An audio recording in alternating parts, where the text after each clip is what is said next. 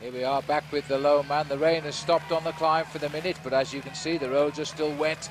It's a long, steady climb, this. He looks as though he's still going very, very strongly indeed, as he now goes under 10 kilometres to the finish, or 6 miles. And this has been a memorable day for him today. Well, that 6 miles is going to take him around about 20 minutes on a slope like this, because he won't be doing very much more than 16 to 18 miles an hour. This is the big group of all of the major contenders, and it seems, Phil, as if it's actually swollen somewhat over the valley road there. Another Banesto rider has got himself onto the back of that group, and that in fact was Leonardo Pipoli, the climber from Banesto. These are the two men who've been doing most of the work on the front, trying to pull back the advantage of men like Richard Virenque, Fernando Escartin and Jose Maria Jimenez. Guerini is the long, lanky figure on the front for Telecom, and Enrico Zaina is the man in second position there with a little goatee beard. Michael Bogard is in there as well in the orange and white. He's actually, Phil, looking fairly comfortable today on the early slopes of this climb, and Alex Zuller is also in there on the left-hand side. Armstrong is in this group as well, but they are still losing big time on Richard Virenque. It's 2.5 minutes from Virenque's group back to this group, containing most of the leaders. This is the Armstrong group down here, with Marco Pantani's Enrico Zaina setting the pace, and I'm wondering if he's preparing a springboard for little Marco to attack shortly. Well, just check out the position of Marco Pantani in this group. He's actually moved forward.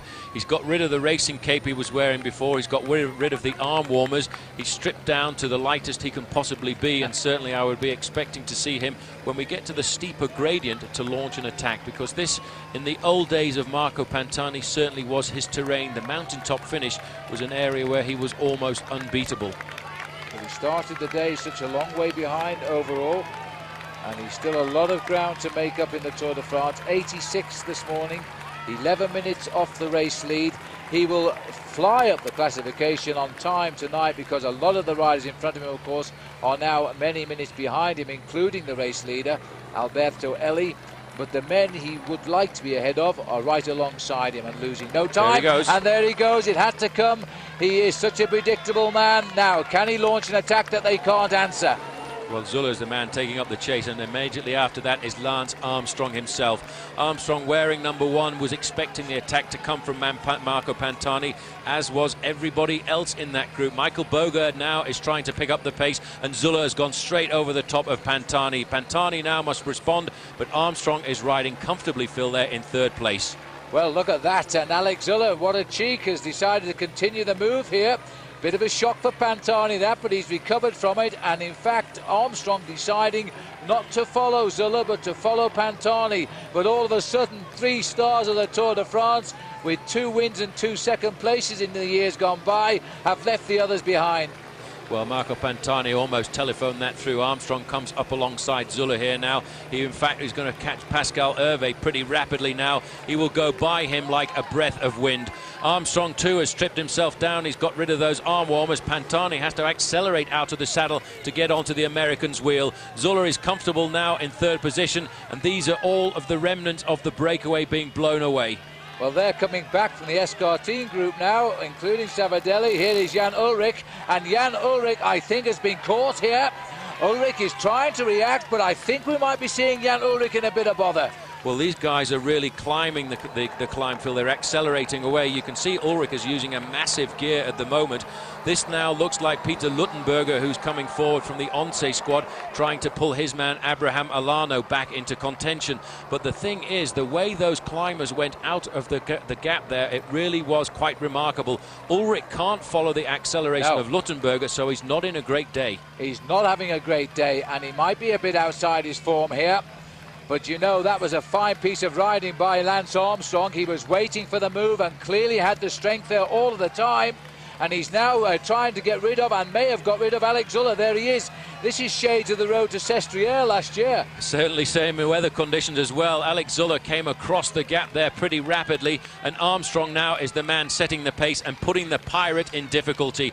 Lance Armstrong, people criticised him last year and said, how can you become a climber? He said, well, just look at my medical records, Phil, from 1996. I weighed in then at 82 kilograms. I now weigh in at 73. That's 9 kilograms difference between then and now, and that's almost 20 pounds. And that 20 pounds is making the difference today on the slopes of Otakam, because Marco Pantani tried it, but now he's having to follow Lance Armstrong on the climb here. Armstrong didn't start it, but he looks like he's got every idea he might like to finish it, because Armstrong now clear of some real favourites to the Tour de France and heading up towards the group, which, don't forget, when they started this attack was only 2 minutes and 20 seconds up the road. Well, they're really flying up this climb. He looks over his shoulder occasionally just to see what the face of Marco Pantani is telling him, and it doesn't seem to be showing very much emotion at all at the moment. It's amazing to see that Armstrong is actually putting the man regarded at one time as the best climber in the world into difficulty. Zuller now has been picked up by the group of Jan Ullrich, and Ullrich, I think, Phil, will just have to ride this climb at a fairly sensible tempo. The attack now, in fact, is coming from the Lotto squad, and look at this, Armstrong accelerating once again, and there's a gap now starting to appear between Lance Armstrong and Marco Pantani, getting out of the saddle, going back into the saddle, trying to find a little bit more strength, and he's popped. Well, I never thought I'd see the day when Lance Armstrong would blow away the man we've always referred to as the finest climber we've ever seen in the current peloton of cycling, but he started it and Armstrong has finished it, and now Lance Armstrong has written off the riders on the climb of Otakam. A shake of the head there by little Marco Pantani. Now Armstrong has got his chance here to end this terrible day in the Pyrenees right up there, having taken time off all of the principal players. He could well ride up to that group now containing Escartin. Escartin, Jimenez and Richard Virenque. He is now doing exactly what I think he must have planned this morning, Phil. We haven't seen him move for the whole day. He's been sitting in the group. He used his teammates on the Col de l'Aubisque. He had some help from Jan Ullrich's team on the Valley Road, but he was waiting for one effort, one move to make, and he knew where it was going to be, and it was going to be on the slopes of Otakam. 71 is the number of Marco Pantani. This man a few years ago was unbeatable on a climb like this, but now he's being really put into difficulty by the man wearing number 1, Armstrong, the winner of last year. Well, superb cycling by Lance now, because he started the day slightly ahead of Jan Ullrich. But now he's built that lead to more than a minute in the overall classification. That could be a crucial minute. But remember, this Tour de France is only in the Pyrenees for one day. But the last week of the Tour de France is in the Alps and in the centre of Provence with Mont Ventoux. It is the most difficult end to the Tour de France this year.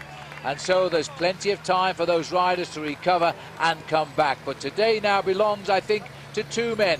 To the man who's going to win the stage, Javier Ochoa, and to Lance Armstrong, who has showed us now he really is a favourite for this Tour.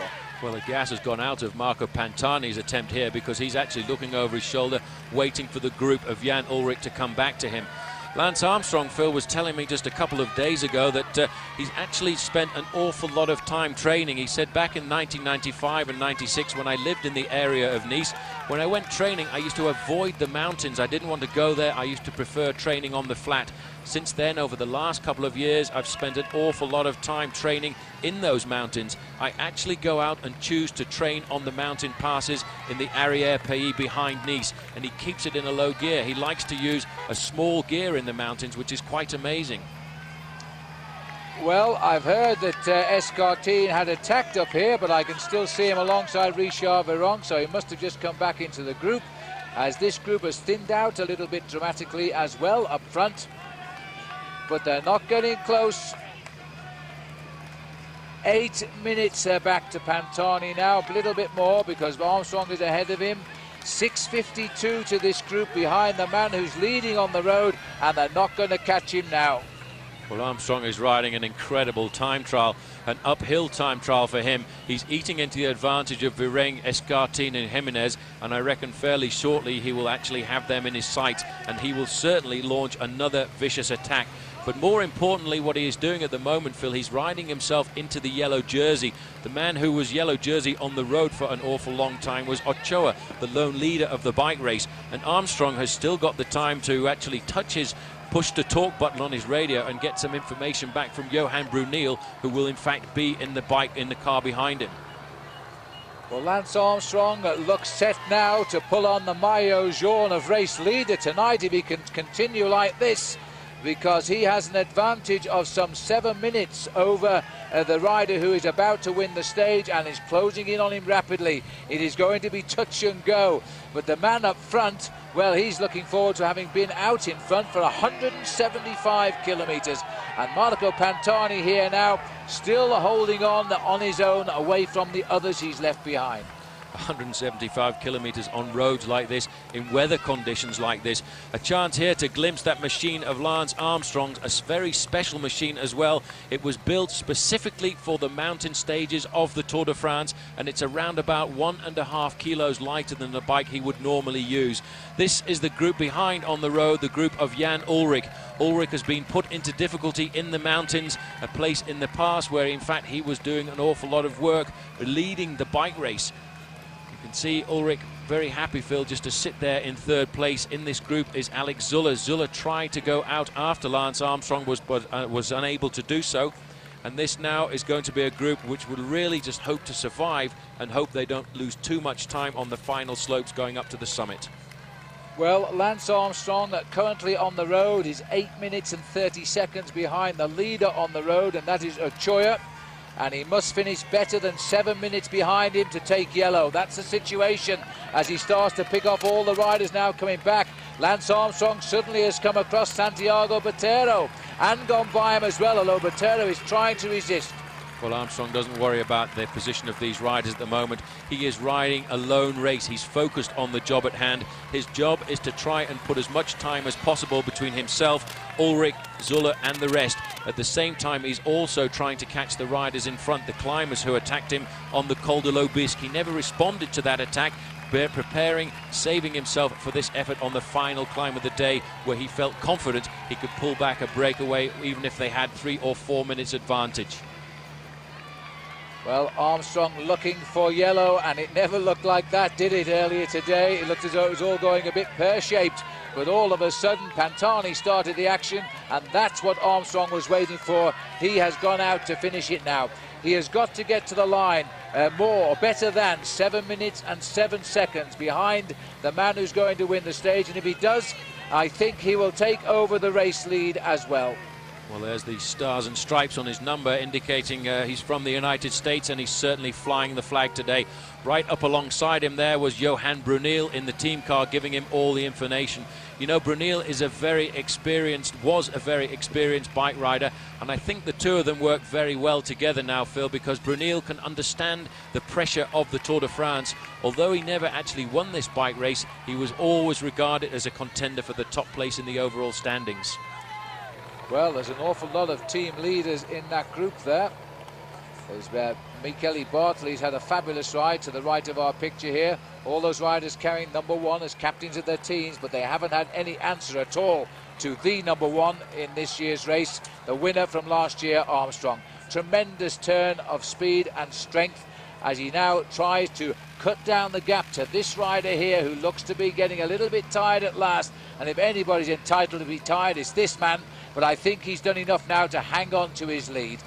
Well, his gap is actually coming down pretty rapidly. 5:56 and 7 minutes 34 to Lance Armstrong. Armstrong has taken a minute out on the climbers on the climb, the first part of this ascent, and he's closing in on them all the time. The time gap that Armstrong needs to finish behind at the finish is 7 minutes and 7 seconds, because if he doesn't, the new leader on the road will be Javier Ochoa, the man who has led this race for 175 kilometers. The legs, Phil, of Lance Armstrong here are absolutely remarkable. They're ticking over at a very high cadence, and this is a trick I reckon he probably picked up from Miguel Indurain, because when Armstrong announced that he had cancer and he organised his ride for the Roses, Miguel Indurain actually went across on a couple of occasions to Austin and stayed with Armstrong, and they talked about time trialling and they talked about climbing. Miguel Indurain should never have been a climber. He was too big and too heavy, but he was able to turn over a small gear in the mountains, and that's exactly what Armstrong is doing now. He's keeping the gears down and keeping the tempo up. And he's staying out of the saddle on the climb here, and he's clearly climbing faster than Ochoa now. Here's an attack by Michele Bartoli further down now, who under normal circumstances we would say has had a marvellous day out as well, but that's all been overshadowed by this late attack by Lance Armstrong, who is now heading up to the Maillot Jaune. Now, he had the Maillot Jaune for a total of 15 days in the Tour de France last year, going on to win, of course. He can't do that this time around because it's stage 10 today, but Lance Armstrong is setting himself and his team a tremendous target now, because the end of the final week of this year's Tour de France is so much harder, I feel, than last year's. But Armstrong now, I think, is going to finish within about 4.5 minutes of Ochoa, such is his tempo. Well, it's great to see Michele Bartoli, though, out on the attack. This is another man who could have been lost to the sport of cycling after an accident at the Tour of Germany over 12 months ago. He smashed his kneecap into I don't know how many pieces, and he had to be put together, and it was bound together by wire. He was off the bike for 2 months, and in fact it took him a long time to get himself back up to some kind of form. He's actually at the moment just going by Nico Martin, another one of the great heroes of the day. Nico Martin was in that early breakaway of 3 riders, and he has still survived. Which means that Armstrong is coming up at the back of the Escartine group here. Nico Martin has been a survivor today, hasn't he? What a hero. He even tried to kick in there and ride back to the group, and I think he's about to do it.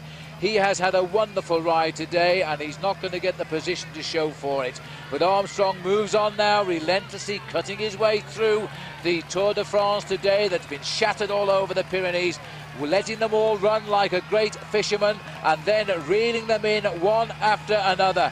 Now he comes up behind Fernando Escartine. Yes, I keep getting his name right. Fernando Escartine and also Richard Virenque. There is nobody in front now who Lance Armstrong will fear in this year's Tour. Well, Bolocchi is the Festina rider just on the left-hand side, a young rider who we'll see an awful lot more of in years to come in the Tour de France. He will be happy now, Armstrong, wearing number 1, because he's controlled the climbers on their terrain. Very sensible riding as well, Phil. Tactically, he's ridden this perfectly. He actually let them go out on the attack. He let them have their play. And as soon as he came to the final climb of the day, he rode across a 2.5-minute gap and nailed them back. Well, I'll tell you what, Paul, Virenque doesn't know he's there yet, and I doubt whether Escartine does here, number 21. Let's see the reaction when he goes past them, because it looks as though he's going to move forward. Here's good news for our man out front. He's going through now with 5 kilometres to go for Javier Ochoa. But boy, he's getting tired. I hope he hangs in there. Well, this is the group of Jan Ullrich with Marco Pantani. Alex Zuller is the next man a little further up the road there. Zuller now all on his own, setting the tempo. Great ride by Michael Boga there, 41 for Rabobank. He's staying in contact with the other main contenders of the bike race here. No sign of Laurent Jalabert today, and again it would appear that in fact the big man from Once,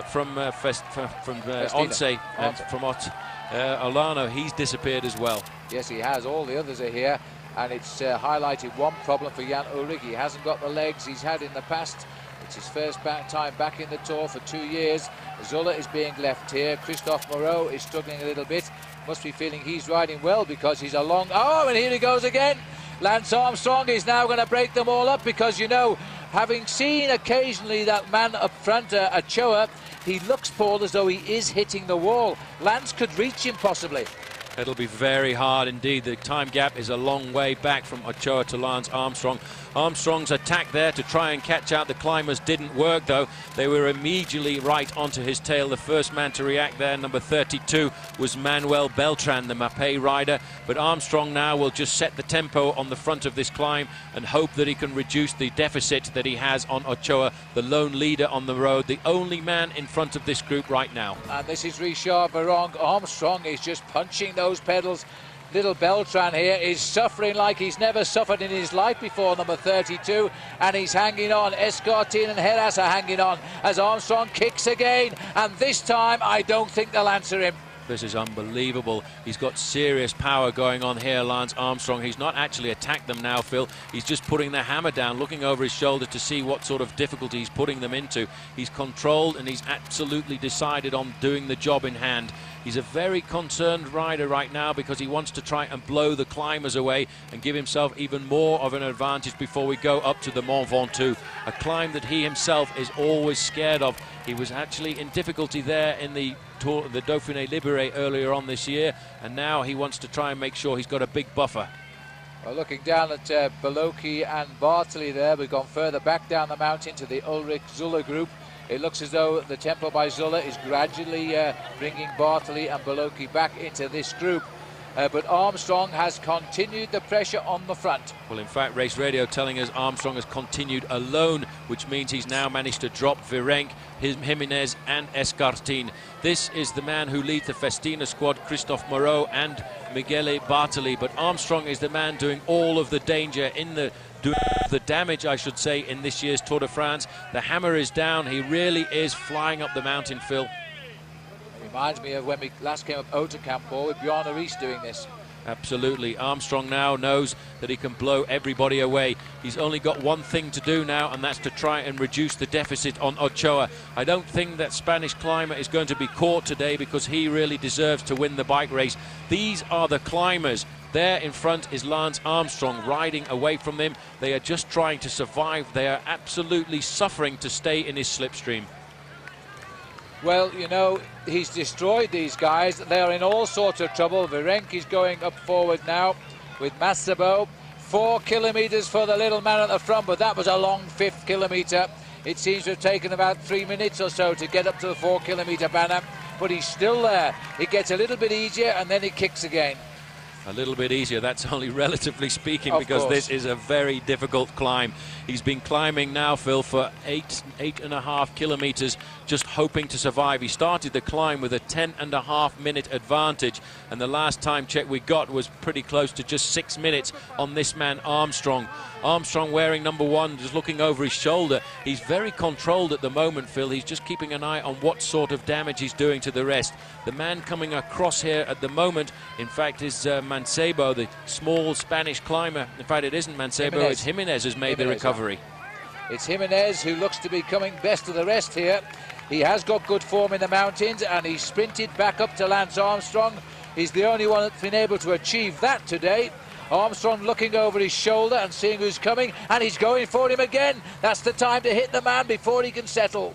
Well, he really is playing with everybody today, but Jimenez has ridden back sensibly. He's ridden himself back to the tail wheel of Lance Armstrong as they go under 5 kilometres to go.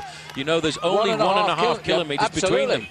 Well, this could be a big turn up for the books. We've got to keep our fingers crossed now for Ochoa, because he really does deserve to win this bike race. 5 kilometres for the other guys on the road. Well, it was 10.5 minutes at the start of this climb, and now it is just under 5 minutes. Armstrong to the leader. Armstrong now quite content to set the tempo at the front. He won't ask for any help, I don't think, for Jose Maria Jimenez. He switched across the road just to have a look at the face of the Spanish rider, and a quick glimpse there of the kind of gears that are being used. This is the man that was regarded as the king of the mountains, the fastest man on all of the ascents, and today, Phil, he's been put into serious difficulty. He showed flashes of his former glory in the Tour of Italy recently this year, but he hasn't got it here on the slopes of Oterkamp, and neither has Jan Ullrich. No, you can't take time out in big chunks like Ullrich and Pantani have done over the past year and expect to come back and win a race like the Tour de France, because that's also Polo Nico Matan coming by. Another beaten man here in Alex Zuller. I've never seen so many tired big names in the Tour de France for years. These fellows have all tried and have been destroyed. Armstrong let them all do it and then has ridden them off. Well, this is now Alex Zuller just trying to keep as much of his advantage as possible over the others, but he's really just surviving here on the slopes of Oterkamp. He's just ridden himself up to the back wheel of Christophe Moreau, who really is riding a fantastic bike race, because he's not one of the names we would have given at the start of the day of a man who would be up with a chance of riding high in the overall standings at the Tour and riding high in the mountains either. Well, this is Jimenez here. Looks a little bit like Miguel Indurain as he comes up behind Lance Armstrong. Armstrong pedals that low gear as he always does. Has a good look at the board there and works out whether he can catch this man, I think, because this rider now will be at 3 kilometres from the summit, the end of a long day, and I think he now knows that. Oh, it hurts. He's really going slow. I think he has hit the wall there, Phil. I think he because has. He's having a real hard time digging those pedals over the top. He has obviously suffered today. 175 kilometres at the front of the bike race, and a lot of it in weather conditions like this. Armstrong now 4 minutes 25 seconds. It could all go down to the very last kilometre, because Armstrong and Jimenez here are flying up this mountain. What an amazing Tour de France. Yesterday on a flat road, the 4 leaders were given the same time as the finishing bunch behind them. Then we had Jens Voigt and Eric Decker past 400 metres from the line the other day. And now, Paul, it could all happen again here to Ochoa. Well, there's Marco Pantani in the pink of the Mercatoni Uno squad. In front of him on the road is Michael Bogard, and just a little way in front of him is Jan Ulrich. But Armstrong here is showing that he is a climber. He'd actually said, just wait until we get to the mountains if you think I can't climb hills, and he's certainly proving today that he is, and now one of the greatest climbers in the sport, because he's lost a lot of weight because of that illness of his which nearly took his life, but he has managed to retain almost all of his strength. Well, the great Eddie Merckx is commentating for Belgian television here today. He's just come on to the race for day one for him. This is the way he used to win his races. He just destroyed the opposition one-on-one, and he won the Tour de France 5 times. And there'll be very few people now that won't tell you that Lance Armstrong's going to win it for the second time. Today, for sure, he'll pull on the leader's yellow jersey. There's still an awful lot of climbing to go. There's the Mont Ventoux and then 3 very hard days in the Alpine passes. But the man who certainly is turning out to be the leader of the Banesto squad is not Alex Zuller, it's Jose Maria Jimenez. This man rode alongside Miguel Indurain for a couple of years when Miguel was at the top of the ladder, and he certainly learned exactly how to handle the pressure of being at the top of the overall standings here. This is Escartin. He really is a broken man at the moment, Phil. He's all over his machine just trying to survive. He went out on the attack on the Col de l'Aubisque. They were a long time in front of Armstrong's group, at one time 3.5 minutes ahead of the American, and now he's well behind him on the road. Well, in fact, Ochoa has lost 1 minute of his lead in 500 metres. So there is every chance Armstrong will contact before the finish. Well, that is unbelievable. That young man at the front, Javier Ochoa, was looking so good at the bottom of the climb, Phil, but on a day like this you always get very strange performances, and the only thing I can believe is that he's hit the wall. He's come under he's hit glucose exhaustion. He's not able to keep the power in his legs anymore, and it's too late to take on board any food. Even if you've got a high energy drink, it won't get into the system quick enough to save him from the onslaught and the movement forward by Lance Armstrong. You see, he's got no power at all left in those legs. He's all over his machine. The top part of his body is just trying to tick it by, and there's confirmation of what you've just told us. 3:36 to Armstrong. It is possible this poor chap here is going to not win the stage, but let's hope they cheer him on, because he deserves it today. There have been 2 heroes, that's for sure, but we wouldn't want to see now Ochoa lose this stage. Armstrong has been absolutely unbelievable on the climb of Hautecam. And let's not forget, Paul, he didn't start the action either. He didn't start the action. He responded to the action, the reaction and the attack by Marco Pantani. The chase was taken up initially by Alex Zuller, and Armstrong matched the move. And once he saw the other 2 guys didn't have the pressure or the go in their legs, he decided to go over the top. The crowd are now pushing this man forward. They're willing him to the finish. They've been watching and listening on radios, Phil, at the side of the road. They've known exactly what this man has done. He held 17 minutes advantage at one stage, and now he's losing it unbelievably quickly, almost a minute every kilometre. Well, he's taken 37 seconds away from Escartin and Veronk, Lance Armstrong, and that's not a lot, but it's all the right way for him. But this man here is now under the 2 kilometres to go. Now there's the top, you can see the cars. It's still a little lump to climb yet for this man at 2 to go, but at least he'll take a lot of encouragement now. They're the Basque flags of his country, and he's being cheered all the way now to the summit.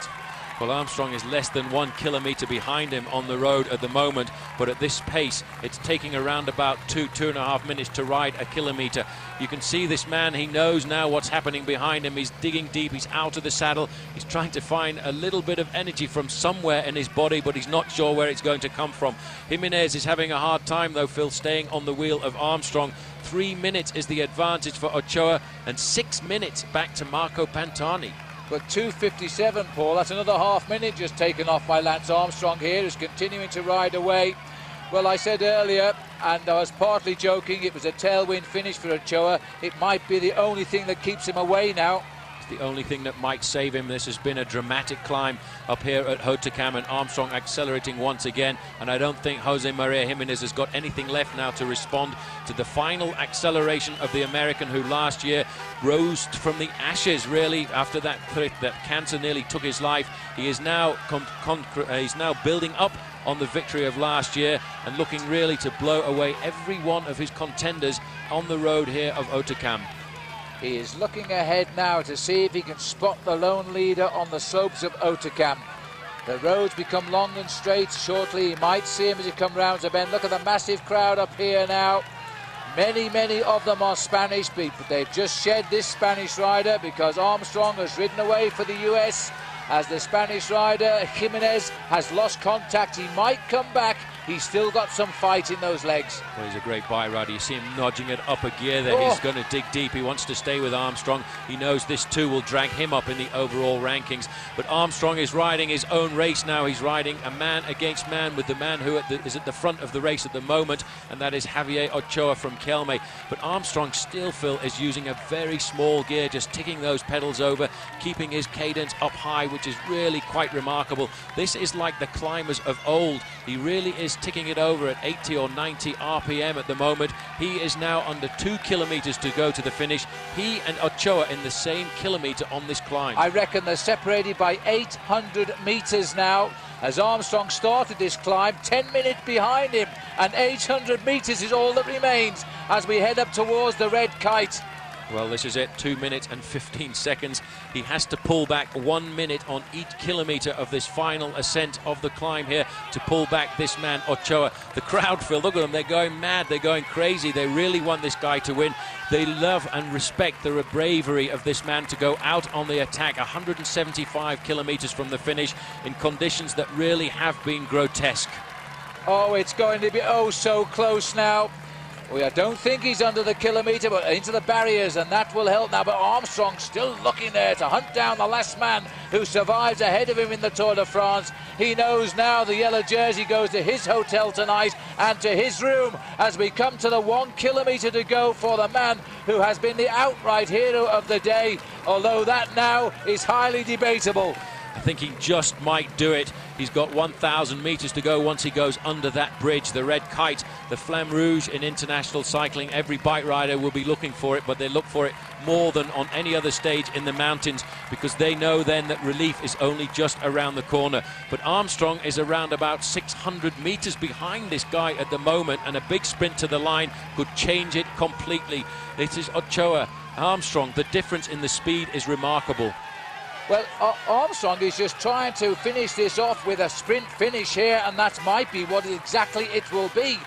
We're 900 metres from the finish with the race leader, and Armstrong is racing up towards the 1,000 metres to go.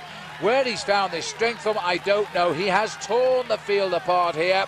The crowd here cheering him on, but no, not with quite the same enthusiasm because they want that Spanish rider to win. They want him to win. They want him to get over the line in first position. A lot of Basque flags out here as well, Phil. We're only just over the border from Spain, and they've all turned out in their numbers to see him. There's the American flag for Armstrong, 1 minute and 39 seconds. He's ripping into that advantage that Ochoa has. I don't think he's going to do it by the line, but it's going to be very, very close. They should be in the same straight. They will be. There is the kilometre across the road now. In the climb of Otakam, Lance Armstrong has taken 9 whole minutes off the leader, and it'll be probably 9.5 minutes by the line. Here he is now, living in a world of his own and suffering like he never has in his life. And will the top of Otakam please come as soon as possible? Well, if he looks across to the right-hand side, he'll see all the television trucks waiting for him there, but he hasn't even got to the 500 metre to go banner yet. So Armstrong is just 500 metres behind him, and a long way down the slopes are Ulrich, Zuller and Marco Pantani. They are losing big time on the first big mountain stage of this year's Tour. He's now scoring over everybody here. And this rider has done the ride of his life. He's never won a pro race in his career. What a way to start after a brilliant escape of 175 kilometres. Well, it was 1 minute and 23 seconds under the final kilometre there for Lance Armstrong. If in fact Ochoa looks back down the straight there, he will be able to see Armstrong boring down upon him. Very shortly, 1:14, it's gone down even more. This man has got to find a bit more strength, but I think, Phil, he has done it. He has survived. He had 17 minutes at one stage. He had 10 minutes at the bottom of this climb. It doesn't really matter how much is left now because I think he's going to get the win. Never has the voice of Daniel Manjas, the speaker of the Tour de France, sounded so good because he knows now he's coming up to the line.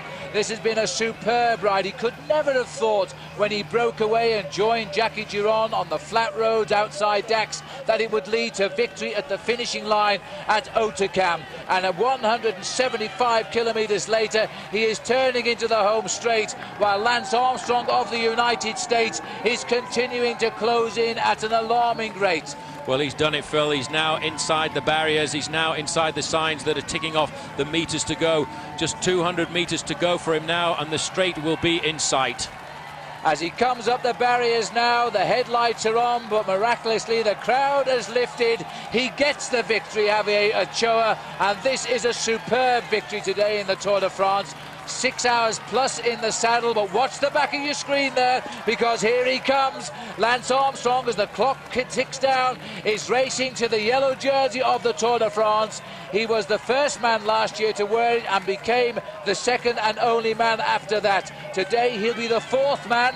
Is he the last one in this year's Tour? Time will tell. But Armstrong today has destroyed the field in the Tour de France. The minutes are ticking off once he hits the line. A determined and ultimate impression of Lance Armstrong today as he comes up to the line. And look at that time gap. 10 minutes 35 at the bottom, 41 seconds at the top. Absolutely remarkable. This man put in an incredible form there. He really ripped away from everybody, and all the serious contenders now had better go back to the drawing board and think about their plans. This man was the man who stayed with him for the longest possible time, though, Phil, and this could be the man who we'll see climbing higher up the rankings as we go into the Alps. Jose Maria Jimenez, a former teammate of Miguel Indurain. He came here as the teammate of Alex Zuller, but I think by tonight he will be the leader of Banesto. He has conceded 1 minute and 12 seconds. A great result for Jimenez that. He's climbed superbly here as the cloud, almost by chance, they just crossed the line. The cloud has appeared from nowhere to flood over the top of Otakam. Here is that little select group that was in fact with Richard Virenque, Heras and Fena Escartin, and this rider now is Beltran, making his way up to the line. The two Kelme boys, well, they've got the team today, that's for sure. They certainly have. What a great struggling. ride. Great ride by Kelme, Phil, but Richard Virenque has also put in a pretty fine performance here as well. He's come past Beltran over the top here. He's not going to get the king of the mountains today. That will certainly go to the man who took the stage. But fourth over the line, Richard Virenque, just ahead of Beltran. So here's a look now at the damage which was done today. Fernando Escartin finishing 6th, Roberto Heras 7th, and Christophe Moreau in 8th place. Alex Zuller lost 3 minutes 47 seconds. Jan Ullrich, unlucky 13th, lost over 4 minutes. Michael Bogert over 5, and Marco Pantani, who started the attacking, he trailed in almost 6 minutes back. Of others, Abraham Olana was 23rd, but indeed a good ride by David Miller. He should be pleased with his finish of 36th. And here he is now speaking to Gary Imlach. And then I was in a world of pain coming up Otakam there. It was just make the hurting stop kind of thing. It was just seeing the panos like 8Ks, 7Ks, and I was just banging my head against the wall. So, I mean, I did okay. I'm happy with what I did. I think it puts me second best young rider. So. Yeah, cleared the likes of Bobby Julich by nearly 2 minutes, Tyler Hamilton by over a minute. You must be pleased. Oh yeah, no, I'm pleased. It hurts so much now. It just gives me the fear for the Alpine stages. It's going to be horrible. It's just going to get worse from here on in. So. A first podium finish tonight for Javier Ochoa, and what a ride he did today. But overall, it's all changed as Lance Armstrong claims the yellow jersey now, and look at the time gaps. Jan Ullrich is second, but over 4 minutes back. Ochoa is in the frame now in 8th. Of the other big names, many of them are down. 11th now for Richard Virenque, 12th for Abraham Olano, 13th for Alex Zuller, but the big time gaps are there. And Marco Pantani, well, he's a long way back too, but he has come up from 84th overall. David Miller, a great ride really. He is still well up in the overall classification. This is his first Tour, remember, 32nd at 12 minutes 34 seconds. In yellow tonight, Lance Armstrong, a real day of giant killing for him. And when he came down from the podium, he spoke to Paul Sherry. Lance, were you a little worried on the Col de l'Aubisque when you lost most of your teammates? A little worried. I was very worried. What camera are we looking at? That one there. Yeah, I was worried. I considered trying to go across, but you know, one of the first times in my career I had true patience. You wanted to win the stage today, obviously, but what about a word for the guy who hung on to win? Yeah, I had no desire to win the stage. No. My ambition was to put time on my rivals, and you know, if that meant getting 10th, that was okay. You know, and the kid who won, I mean, it did chapeau. I mean, it was away all day, and it was obviously strong. It's a hard climb, and to stay away, you have to be a strong man. A lot of Spanish people on the climb. I think they encouraged him some. And just to complete the picture, Eric Zabel in the green jersey tonight bringing home the autobus, and in this group at the former yellow jersey of the Tour, Alberto Elli. They finished almost 32 minutes back, but inside the time limit, so they get to race again tomorrow.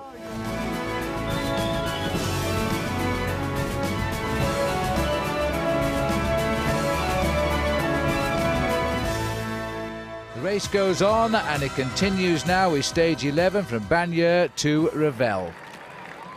And we're in an area now that just simply loves the Tour de France, as it courses its way past, of course, the famous sunflower fields, which abound down here, the tournesols, which mean they always turn towards the sun. Gary Imlach is among them.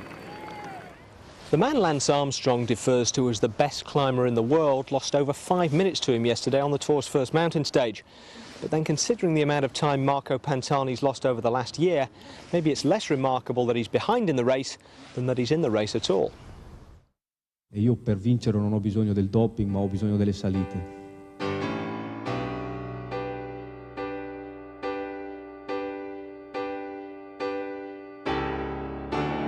Oh, he's done it again! He's done it again! 2 years ago, Marco Pantani was at the height of a career built on it. He'd exploded the modern myth that climbers can't win the major tours by winning two, first the Giro d'Italia, then the Tour de France. A clear winner. Then last year, on the brink of repeating his Giro win, he failed a blood test and began a descent which threatened to develop into terminal decline.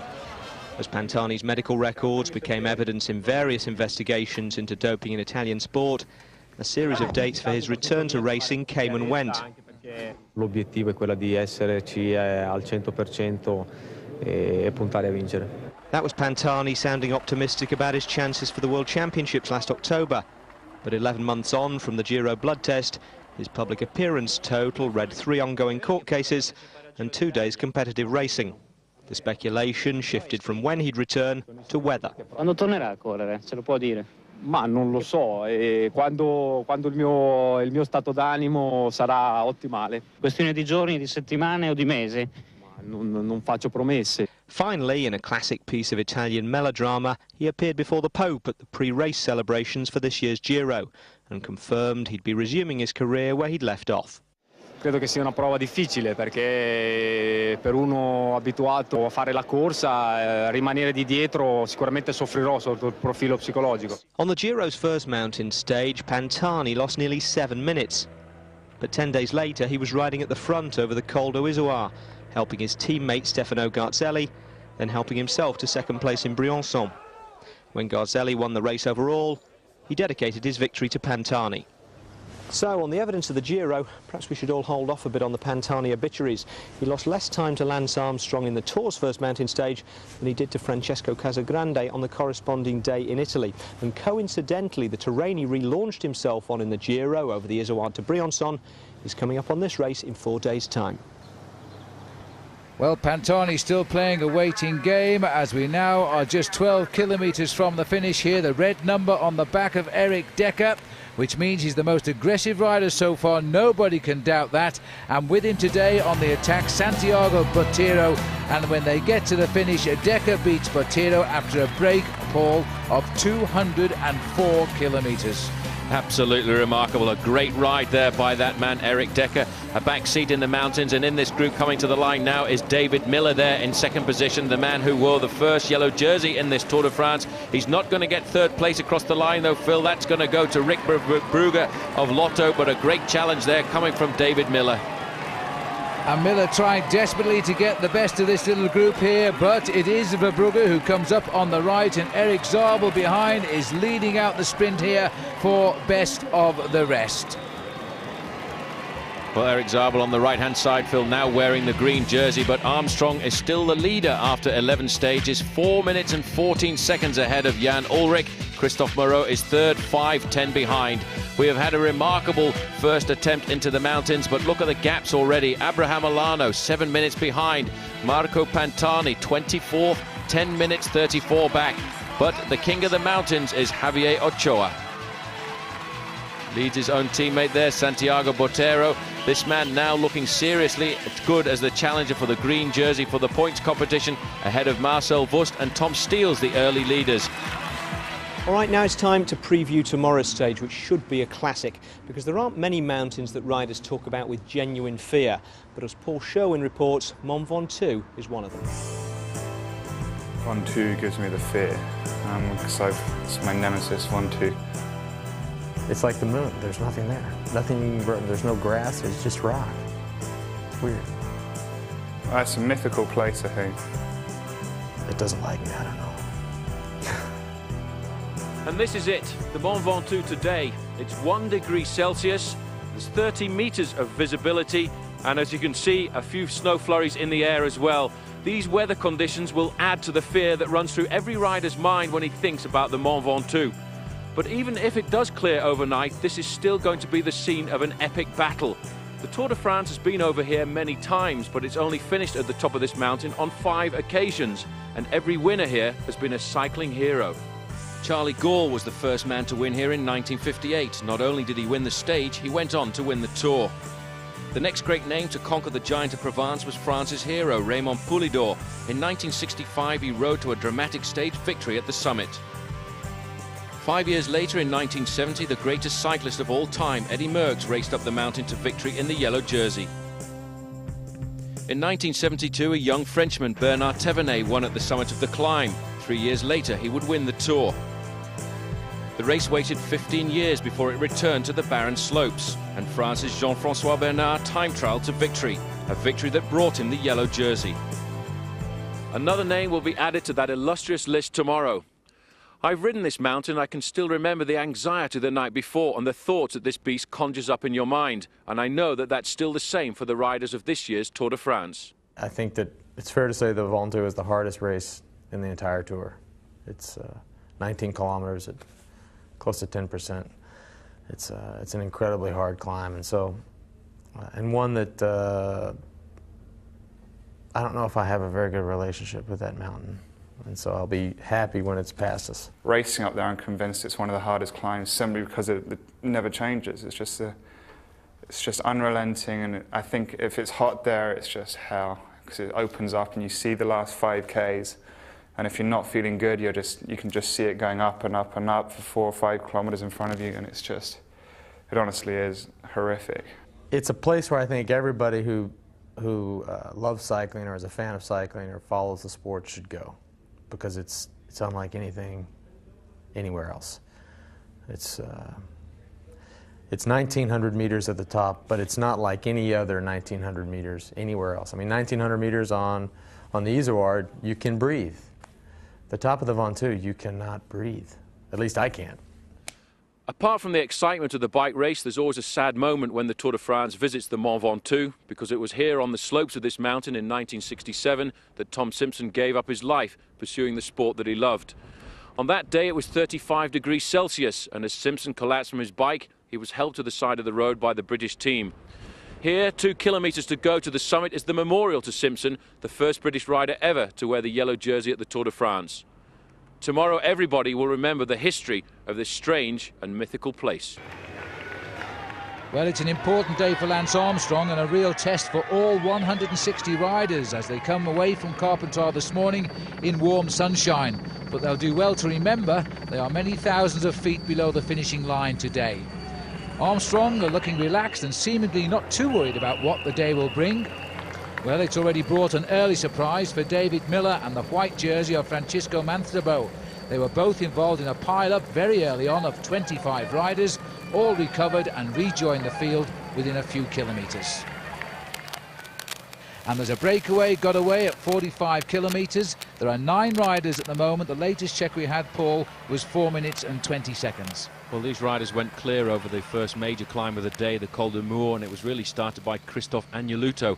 At the moment, as you say, they have 4 minutes and 20 seconds advantage, and all of the work in the main field is being done by Lance Armstrong's US Postal Service team. But we're still looking at around about 60 kilometres to go to the finish line. And what a 60 kilometres too. The rider with his hand up there is Nico Martin, who had a great ride through the Pyrenees, and he's gone out on an early attack again.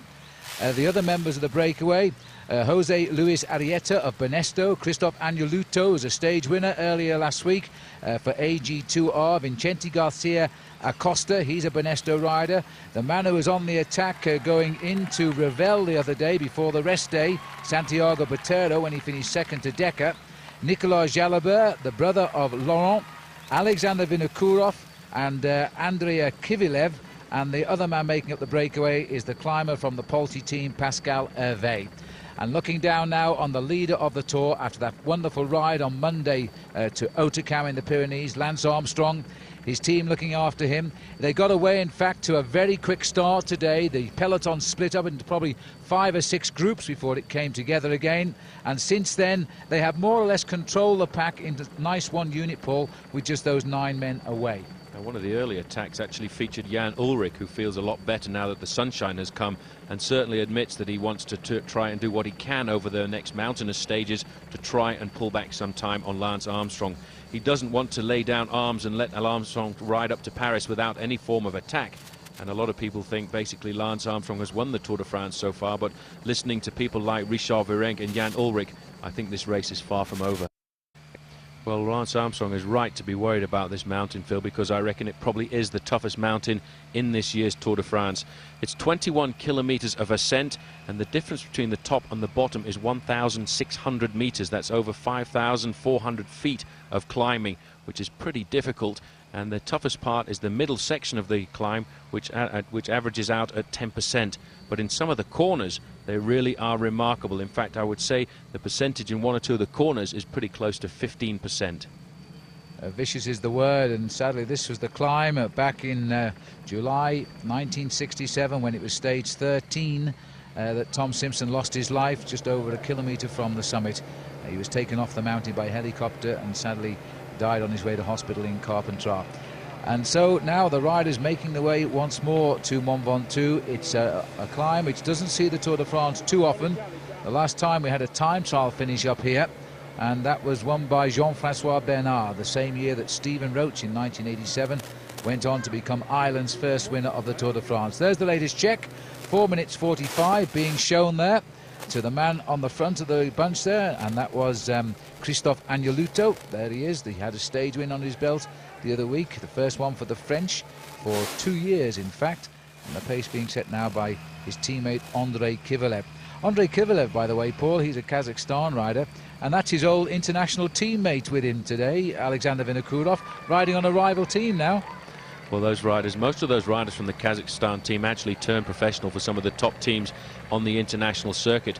And Kivilev himself is a very aggressive bike rider, and I'm sure we'll see a lot more of him as he develops into being a good pro. But AG2R, the French team, have done a very good job, Phil, getting 2 riders into this breakaway group.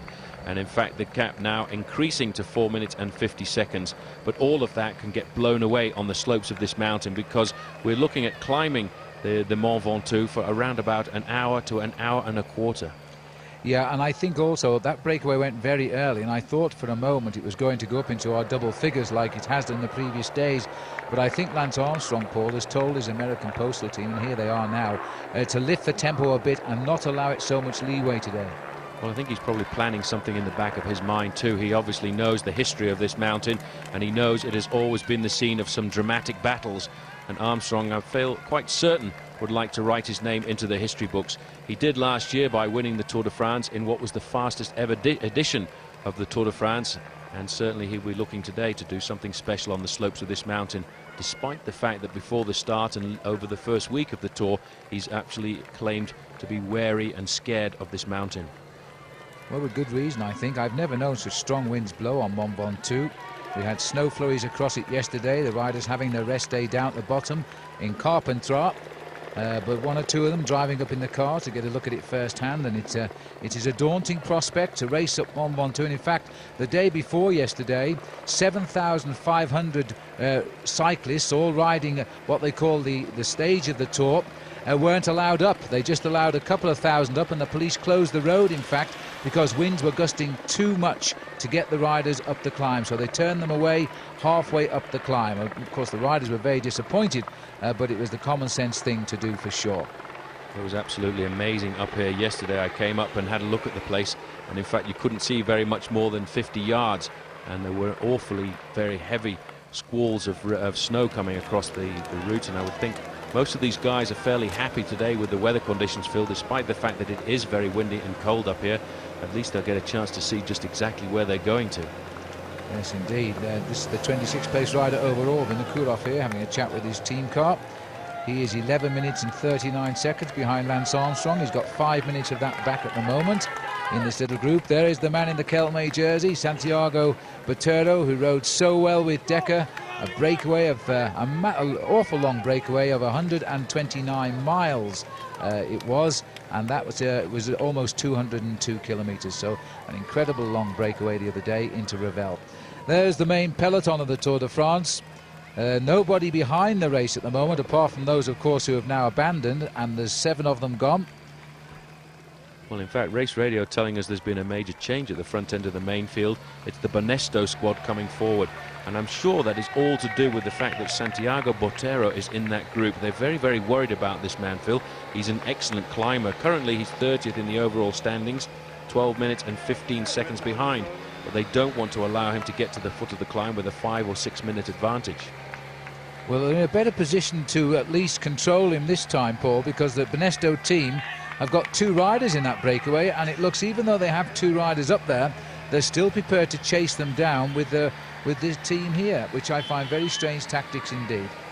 Well, for them, they are very worried about him, the fact that he is an excellent climber. They realise that he can threaten the positions of their men in the overall standings, and that's Alex Zuller and Jose Maria Jimenez, which is why they've come forward just to help somewhat in the chase. They're not going to chase as hard as they can, but what they will do is make sure that that group doesn't get too big an advantage before the bottom of the climb.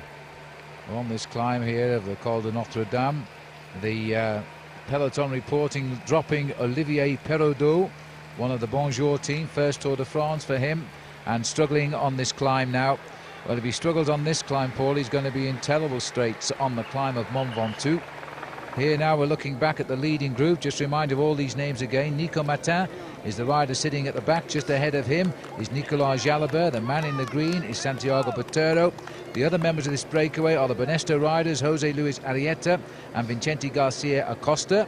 For AG2R, you've got Christophe Agneluto and Andrei Kivalev. The Telecom boys have got Alexander Vinokourov, and the Polti rider team has Pascal Hervé. That's the composition of this breakaway. Very active start today. There was also a nasty crash at around 25 kilometers today. Some 25 riders piled up, and in that group was the white jersey of Francisco Mansabe, and the man who's closest to him in that young riders competition, David Miller. So I suspect they were riding very close to each other when the pile-up occurred. I'd like to find out just exactly how David Miller is doing, because we were hearing on Race Radio, in fact, he'd gone back to the doctor's car on several occasions to receive attention. He is up and riding again and in the main field at the moment, but I wonder just how badly he was injured in that crash, which seemed to be quite a hard one. Looking at the main field now, Phil, you can see they're starting to stretch out on the slopes of this climb, so the pressure coming on really at the front because of the addition to the working at the front of the Banesto squad. And Armstrong, for the moment, resplendent in that yellow jersey, is looking very comfortable, and a great chance to see the pedaling action of him, because he does use a very small gear compared to most of the other riders in this tour. Yes, noticeably so indeed. But I'm just looking at these riders, Paul, that they're like they're riding the Tour de France in the summer, and that certainly isn't what it is up on top of the mountain. I'm wondering if they haven't got enough clothing on today. Well, they won't have to worry too much, because once they start riding this mountain, they will certainly warm up quite a lot. I've ridden up the Mont Ventoux before, and in the month of March during the Paris-Nice race, and it has been in very cold weather conditions at the time as well. And because of the pressure of just trying to get your body up this mountain, I don't think they'll feel the cold too much. And in fact, talking to one or two riders, Phil, they are not very worried really about the fact that it is cold. This man in the front here has actually stopped at the side of the road. He's one of the Banesto riders. He's obviously received the word from the team management to drop back. Such is the worry of having the presence of Santiago Botero, the Kelme rider, in this leading group. Well, that's absolutely amazing. In fact, he took advantage there of time out on the side of the road, and he's waiting now for the race to come up. In fact, Jose Luis Arrieta it was, and the other Banesto rider has been told to stop working at the breakaway and sit at the back, and this will be Vicente Garcia da Costa. Now, that's interesting tactics, Paul. The rider is not allowed to turn round and go back towards the race. It is totally forbidden for anybody to go towards the direction of the race, so he can either ride along slowly or indeed stop and wait, but he's not allowed to go back towards the race. Well, that's a lot of tactics, and all these tactics now, Phil, coming into the sport of cycling really because of the improvement of radio communication. All of these riders now can communicate with the team management, and they know just exactly what tactics the team manager wants. That is where they're heading to today. That is the summit of the climb they call the Géant de Provence, the Giant of Provence, the Mont Ventoux. 1,900 meters at the summit, and it's an awful long climb to get there. So we're looking down at the 8 leaders of today's stage of the Tour de France, and in case you've just joined us, I'll give you the leaders again here. Christophe Agneluto, Vicente Garcia Acosta, Santiago Botero, Nicolas Jalabert, Alexander Vinokourov, Andrei Kivilev, Nico Matin and Pascal Hervé. And the best placed in this breakaway is Matin, 21st at the start this morning, 9 minutes and 51 seconds behind Lance Armstrong. There he is now, 125. And in many ways, Paul, Matin has been the surprise of this Tour. Well, he really has, because he spends an awful lot of his time, Phil, in the shadow of Frank van den Broeke. He's actually regarded as the PR man for Frank van den Broeke, and he says he gets a bit upset because journalists spend the majority of their time phoning him because it's so difficult to speak to the Belgian star. Nico Matin gets 10 to 15 telephone calls a day, and he reckons the first 30 seconds are, hello, Nico, how's the form going? That's very nice. And how is Frank van den Broeke? What's van den Broeke doing now? What's he going to do? Where's he going to race? And today I think he's climbing into his own personality after that long breakaway situation. I really think he did a great ride to survive in a situation like that, because he's not one of the great climbers. He's a very strong worker for the Cofidis team, especially in the one-day classics. And here he's got the courage to go out in a breakaway situation, because, you know, when you know that the Mont Ventoux is coming up at the end, you always want to hold back a little bit of energy, but these 8 guys have certainly not done that at all. They want to get to the foot of the climb with as much of an advantage as possible. And they've been in the front now for about 75 kilometres and working pretty hard, because in fact they've just gone clear by an extra 5 seconds. It's 3 minutes 55 now, so it looks as though the field behind have just about levelled out on them and have stopped bringing them back. Interesting there, Paul, you mentioned Frank van den Broeke, the rider who abandoned the other day. He said he had strained knee ligaments, but frankly very few people believe that. It's more likely to be an excuse. Van den Broeke is a little bit of an enigma in the world of cycling, but once you do abandon in a race like the Tour de France, you can't go off and ride another race without getting permission from the organisation of the Tour, because you have to have a real good reason for giving up this race. Otherwise they will make sure you don't race for the next 3 weeks if you give up in the Tour de France. I think Frank van den Broeke needs to go away from this bike race and sit down probably with a psychologist or a psychiatrist, because I think he's got some mental problems, and he's certainly not as dedicated to the sport as he should be. He's a very talented bike rider. He's got probably one of the biggest talents the sport has to offer. But certainly if your mind is not on it, and if you're not prepared to live the life of a professional cyclist, you cannot perform when it comes to a 3-week bike race like the Tour de France. True, and riders are actually saying to us that they've seen him smoking in the hotels, can you believe, when he's riding a race like this. Well, absolutely remarkable. It's a shame really, because he comes from a very long family of cyclists, and I actually raced with his uncle. As we see here, an attack coming at the front of this group of 8 riders. They're accelerating as they head towards the summit of the climb. In fact, his uncle Jean-Luc van den Broeke was absolutely completely dedicated to the sport of being a professional cyclist, and it's a pity that Frank doesn't have the ability to be dedicated as his uncle was. Well, it's his teammate now, Nico Matin, who's making all of the headlines, because he wants more King of the Mountains points, and he's sprinted clear. He's being chased by Santiago Botero and our camera as we get up towards the summit here. So this has been another big effort by the rider from Cofidis. and he really is turning out to be superb. So Matan gets the points there, and then behind him I think it was Santiago, yes it was, Botero. So he gets 5 points for that. That was a pretty hard sprint there, Phil, for just 5 points. But for Nico Martin, he's going to keep chipping away, I think, at this competition as much as possible and keep himself high up there in the rankings. And who knows if there is a problem with one of these riders from the Kelme squad over the next few days, because who knows what the weather conditions are going to be like. He could be the rider taking over the lead in that competition, because all reports coming from the Alps right now is that the weather is absolutely atrocious. And we have heard that the two major climbs of the Tour de Galibier and the Izoard for the moment are blocked with snow. Well, let's hope it clears up. I'm sure it will. Everything stops for the Tour de France, even the snow. Let's hope so. Anyway, back to the main field here, and there we have Banesto. They've forced themselves to the front and taken all the pressure off the day for the US Postal team, who now can go into second ranking and look after their teammate and leader, of course, Lance Armstrong. Well, this is the penultimate climb of the day. This is the Côte de Montmorency, and I have to say it's a lot longer than I would have thought for a fourth category climb, and certainly it could have done with something like a third category rating. The ratings of the climbs are really dependent on the length and severity, but the strange thing is, Phil, as we get into the middle of the Tour de France, the fourth category climbs certainly do seem to be an awful lot harder than they are in the first week. Yes, on the flat sections of the Tour de France in Normandy and Brittany, some of the climbs you hardly realise you've gone over them, and they give them a tag like fourth category. Here we have a fourth category, and it really is a bit of a tough one for the riders today. But once over the top, they then set fare for Mont Ventoux. We're heading to Bedouin. Once through that village, the road starts to go up steadily at first through the trees, then it kicks, and then it becomes an absolute brute. And there's the American flag there, and the man looking out. Well, Lance has just gone past you, sir. Doesn't matter. The American flag flying high and indicating to us they're now riding into a headwind. Well, Armstrong sitting very much in the middle of the group there. He does have 3 or 4 teammates around him, so he will feel fairly comfortable. And 2 of those guys are the mountain men, the men he expects a lot of on the slopes of the Mont Ventoux. Tyler Hamilton is right there, as is Kevin Livingston. And he's actually said he hopes that they don't have as bad a day as they did in the Pyrenees, because those are the 2 riders, really, Phil, who were the riders who did the most work for him last year in the Tour de France on all of the mountain stages. And if they have a bad day today, Lance Armstrong will once again find himself isolated on these slopes. Yes, that's something I think the riders are interested in noting as well, because they also felt his team wasn't quite as strong around him this year. And they'll be looking for a weakness now, because that's the only hope they've got of closing down some of these time gaps, which were opened up on just that 11 kilometres of Hautecam last Monday. This is the bunch over the top, and they're saying it's 2 minutes 45 seconds now. 2 minutes 45, so they've had a very good climb. Well, the main field have really put the hammer down on that ascent there, and it's all really because of the white jerseys of the Banesto squad from Spain.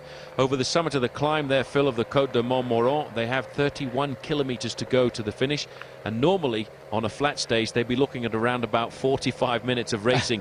Today they're looking at around about 1 hour 10, 1 hour 15 before they get to the summit.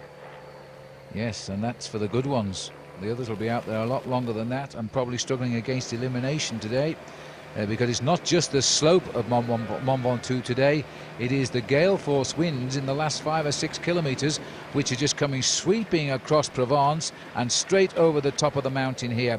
It's the Mistral, which blows down the Rhone Valley, which is causing the problems today, and it really is in angry mood.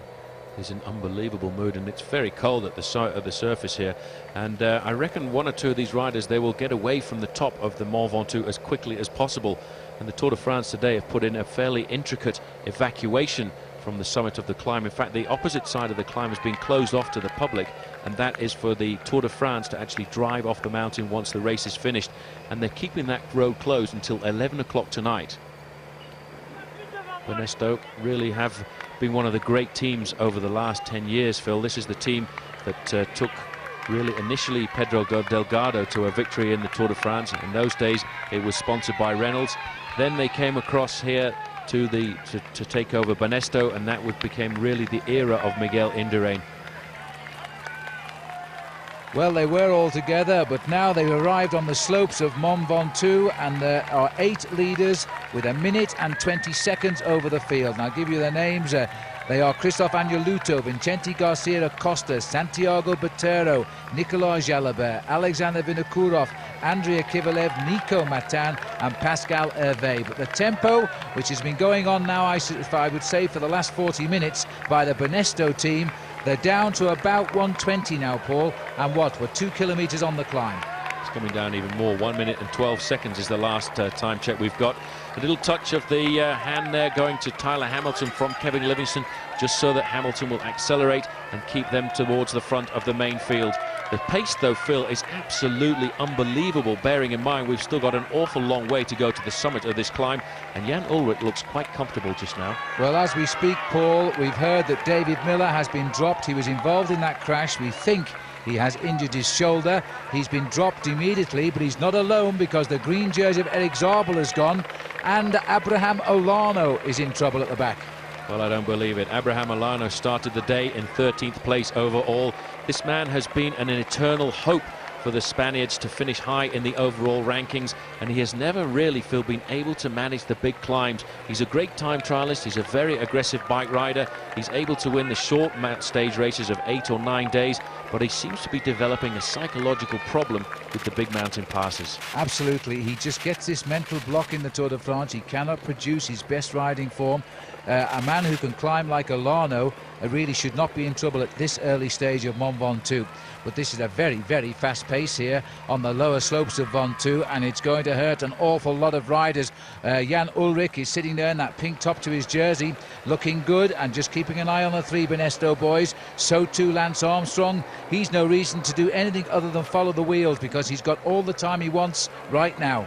Well, this is a big tactic today. You can see there's Marco Pantani moving forward, wearing number 71. He will try and do something special today. He wants to get back his title of the best climber in the world, a title he will have to rip off the shoulders of Lance Armstrong.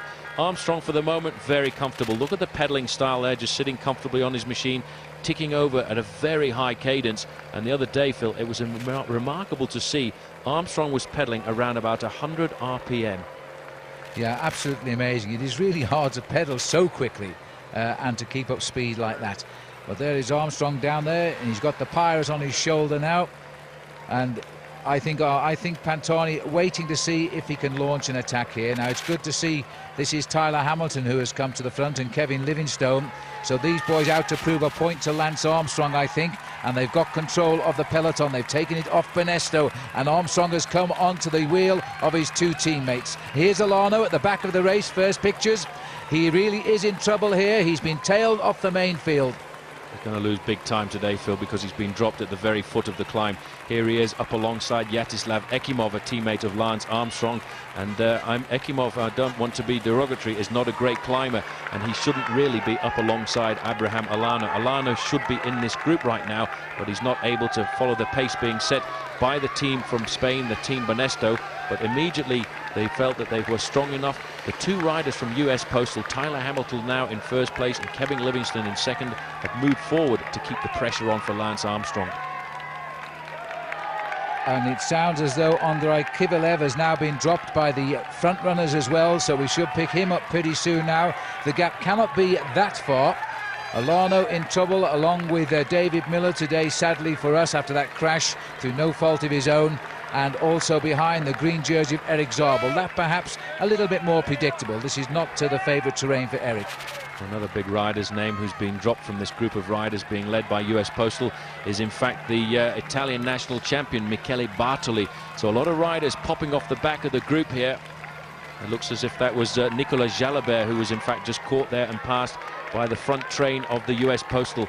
And Armstrong not able at the moment to ride on the back wheel of his teammates. Here is Agneluto, another man who is in that leading group of 9 riders being picked up by the fast train. Taking a good look here to see who's left in the peloton as well. And Giuseppe Guerini has also been dropped by the peloton, and that's the man that won the stage to Alpe d'Huez last year, so surely he must be ill. He could well have had a bit of a difficult day getting over the rest and transfer day. On the other hand, though, Phil, Ullrich is looking very strong. Remembering back to when Ullrich was beaten in the mountains by Marco Pantani on a very bad day in the Alps when the weather was absolutely atrocious, he actually bounced back incredibly and ripped the race to pieces 2 days later. And that may well be what he's thinking about at the moment. Psychologically, he said he hasn't laid down the the flag. He's actually going to keep challenging Armstrong all the way to the finish, and at the moment he's riding comfortably alongside the yellow jersey. So we're on the climb of Mont Ventoux. There's still an awful long way to go up this climb. The breakaway has begun to split up now, and the tempo in the main field, that's what's left of it, is being led now by US Postal. Well, another big name going out of the back, the challenger from Holland, Michael Bogaert, has been dropped from this group, which is now starting to become a very select group of bike riders. Christophe Moreau, the French rider from Festina, in third place in the rankings. He's still in there riding very comfortably, and he says he's amazing himself from day to day. He's so surprised that he's able to stay with these big challengers in the mountain passes.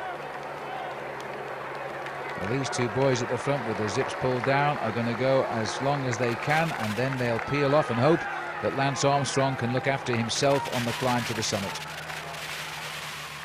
If you look in the shadows there, you'll see the pink jersey of Pantani. This is Nico Martin, who's coming back from the breakaway group now, having done a pretty good ride again today and prepared to hang on. He is an amazing rider because, look, he's lifted his pace. He did this the other day when he was caught in the Pyrenees, and for a while found his legs to go back into the group behind. We'll have a chance just to see who is in that group. The two riders at the front, Hamilton, followed by Livingston, followed by Armstrong. On Armstrong's wheel, the pink telecom of Jan Ulrich.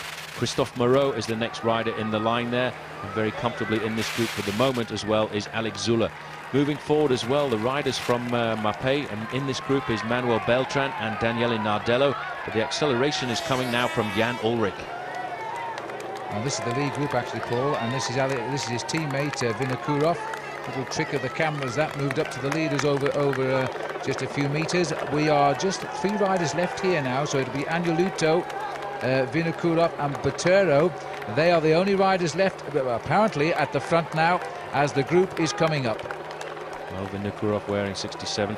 I'm surprised to see, Phil, that in fact Botero is not the man setting the pace here, because he is certainly the best climber from this leading group. But you can see a little further down the road, you can see the front of the yellow jersey group of Lance Armstrong. Botero, Hervé and Vinokurov are the last remnants of that leading group of breakaways, which was going clear from the front of the main field after just 41 kilometers of racing, and they look like they're not going to survive very much longer. Where they are now is really where the Mont Ventoux starts to bite. It is quite steep here as the breakaways are coming back, because this is the other Banesto riders, Vicente Garcia Acosta. And there's only 3 riders left up the front now, Pascal Hervé, Vinokurov and Botero. Well, this group has become very slick. There is Escartin at the back of the group, the Kelme rider in the lime green. And this group, Phil, has really been reduced dramatically in numbers. The 2 Banesto riders there are Alex Zuller and Jose Maria Jimenez. Jimenez is just moving forward now on the left-hand side in the white jersey. But what a job being done on the front by US Postal riders Tyler Hamilton and Kevin Livingston. Oh, this is tremendous pace racing, because they've split what was left of the bunch into 2. And there's only about 12 riders here now. And this is giving Lance Armstrong exactly what he wanted from them. And he did say the other day that he would like to see just a little bit more effort from Tyler and Livingstone. But I must say that they're giving it now, because they've got Alex Zuller in a bit of trouble too. Well, Zuller gasping for air there, his mouth wide open. That's Christophe Moreau, 101. He's the leader of Festina. He's in 3rd place in the overall rankings. And in fact, he has been dropped. Zuller and Moreau have both been dropped from the yellow jersey group. In there to help him was Leonardo Pipoli, the small climber on the Banesto squad. But this is the damage that is being done by Armstrong's teammates on the front of the pack. Well, Zuller there, his own team are doing the chasing, and now they've hurt him so much he's fallen back. But the group contains a number of little Kelme riders here. Haven't seen the King of the Mountain. Yes, there he is, off to the right now. So Javier Ochoa is in the thick of the action again. Had a pleasant word to say to Lance Armstrong this morning as they lined up for the start and shook hands. And Ochoa is right at the sharp end on the climb here. The other Kelme rider in this group as well is a man who may well be a challenger for the victory at the end of the day, Roberto Heras. He wears number 24. So we're looking now at what is the remnants of the leading group here in the Tour de France on Mont Ventoux, and a vicious attack being put in by Alexander Vinokurov, and only Santiago Botero can go. So the other man, Pascal Hervé, is on his way back to the chase group of the peloton. And in that chase group is his teammate Richard Virenque. A great acceleration there by Vinokurov, but you're not going to surprise this man, Santiago Botero. He's from Colombia. He is an excellent climber, and he's ridden himself back onto the wheel of the small rider from Kazakhstan on the Kelme squad. Here is the Devil, and he's probably wishing some luck to the US Postal Riders today, and maybe some more luck to Jan Ullrich, because this man is from Germany. Well, it looks as though Tyler Hamilton and Kevin Livingstone have really caused a lot of damage with their pacemaking today. They've got rid of Christophe Moreau, the third-place rider overall. I haven't seen Mark Wouters, although I think he is in this league group, and certainly the King of the Mountains leader. There is Marco Pantani. The other man in serious difficulty is Alex Zuller, and way behind now is Abraham Olano. But surprisingly enough, in this group is the man who wears 51, Laurent Jalabert, another man who was put into difficulty on Haut-de-Camp, a man who was in fact dropped on the Col de l'Aubisque and rode himself back into the bike race. He survived for an awful long time. It looks as if Tyler Hamilton has put up the white flag. His job has been done. This is the face of Alex Zuller, though. Phil, you can just see how difficult this climb is. He's going to have some company, Paul, because look at this. Also being dropped now is Escartine, another great climber blown away. He's on his way back, and that is Jimenez. What is going on here? All the top climbers are being shelled out by that fine pacemaking by Hamilton and Livingstone. Well, a few more riders. Angel Casera, who is also high in the rankings, he's 10th. He's gone out of the bike race. Escartin has been dropped. There is Heras. This is Pantani. He's not able to follow the pacemaking either. Laurent Jalabert has been dropped behind as well. We're now down to just 5 men in this group. Kevin Livingstone on the front. Lance Armstrong, Jan Ullrich. The other man in there looked as if it was the rider from Polti. That was Richard Virenque. And in fact, Belocchi is the rider from Festina. Yes, indeed. The surprise of the Tour in Joseba Belocchi. Because they've also got rid now of just about everybody of note here. We're going to be left with just Armstrong if we keep this up on the climb up Mont Ventoux. There is still a long way to go. A lot of time to be gained, and indeed a lot of time to be lost. The King of the Mountains leader, Javier Ochoa, also now disconnected from that leading group. Phil, we haven't even come to 10 kilometers to go. There's still an awful lot of climbing to do. But look now at the face of this man on the front. This is Kevin Livingstone. He will be riding with just one thing in his mind, just to keep the legs ticking over for as long as possible. All he is trying to do is to pace his leader. His leader is Lance Armstrong. Armstrong here in the yellow jersey is again on this mountaintop finish, doing damage to all of the other challengers, the big climbers. Richard Virenque is the rider going through there with 151. He will wait as long as he can and might try to think of a finish. Belocchi, this is Christophe Moreau, in fact, Belocchi's teammate, and it looks as though Christophe is now in serious trouble as we pan up towards the leaders. And still other Festina riders here trying to coax him along and keep him in touch. The Pirate is just about hanging on board this ship. Well, the Pirate, 71, the former best climber in the world, is riding himself back into contention on the slopes of the Mont Ventoux. He was caught out there by the acceleration of Tyler Hamilton, but I think in fact they have slowed down somewhat, because Laurent Jalabert too is recovering and riding himself back into the group of the yellow jersey. Well, a fine return then by Laurent Jalabert as he comes back up to it. It also looked as though Pantani was in difficulty, but he's got himself back onto the group here. Jalabert's a tough bike rider, Phil. I tell you, he will not lay down arms. He will fight all the way to Paris. He actually had an article in the French newspapers over the rest day there, and he absolutely slammed all the other French riders in the race. He said they don't have the courage to get out there and attack. It is really remarkable to hear them whinging all the time about not being competitive in the classics, and yet they come to the Tour de France and they're not competitive either. They need to concentrate on actually fighting to go to the front of the bike race rather than sitting at the back. Well, Paul, we've just seen the capture of both Vinokurov and Botero, so there's nobody in front of this group on the mountain now. And it's still being led here by Kevin Livingstone. It's a long way to go, Phil. I really worry about what's going to happen to these guys at the front of the bike race, because at the end of the day we're going to see some astronomical time gaps. We haven't come to 10 kilometers to go. There is still around about 15 kilometers of climbing to get to the summit of the Mont Ventoux. This really is a vicious mountain. They are now in the point of the climb, Phil, where they are averaging around about 10% gradient, and you can see the climbers are under difficulty here. This is the leader in the King of the Mountains competition, Ochoa. He was on that long, huge breakaway, holding on to win the stage at Otakam. Pascal Hervé has also been dropped. He was earlier in the leading group at the start of the climb. Well, I think we've got 9 riders surviving now on the climb of Mont Ventoux. Belocchi, Ulrich, Armstrong, Veronk, Pantani, Jalabert, Vinokourov, Botero and Livingstone. And that may have even thinned out now. Well, Marco Pantani is going to try and recuperate as much as possible. Jalabert once again going off the back of this group. Jalabert will ride sensibly now though, Phil. He won't try and stay in that group of the major contenders. He will ride at his own pace. He will ride to make sure he doesn't lose too much time before he gets himself to the summit of this mountain. But one other rider who, if he was thinking of challenging for the overall standing, should have been here is Bobby Julich. We have no news at all of the position of Bobby Julich on this slope. This is Marco Pantani, the man that used to dictate affairs in the mountains, just dangling off the back of the lead group here.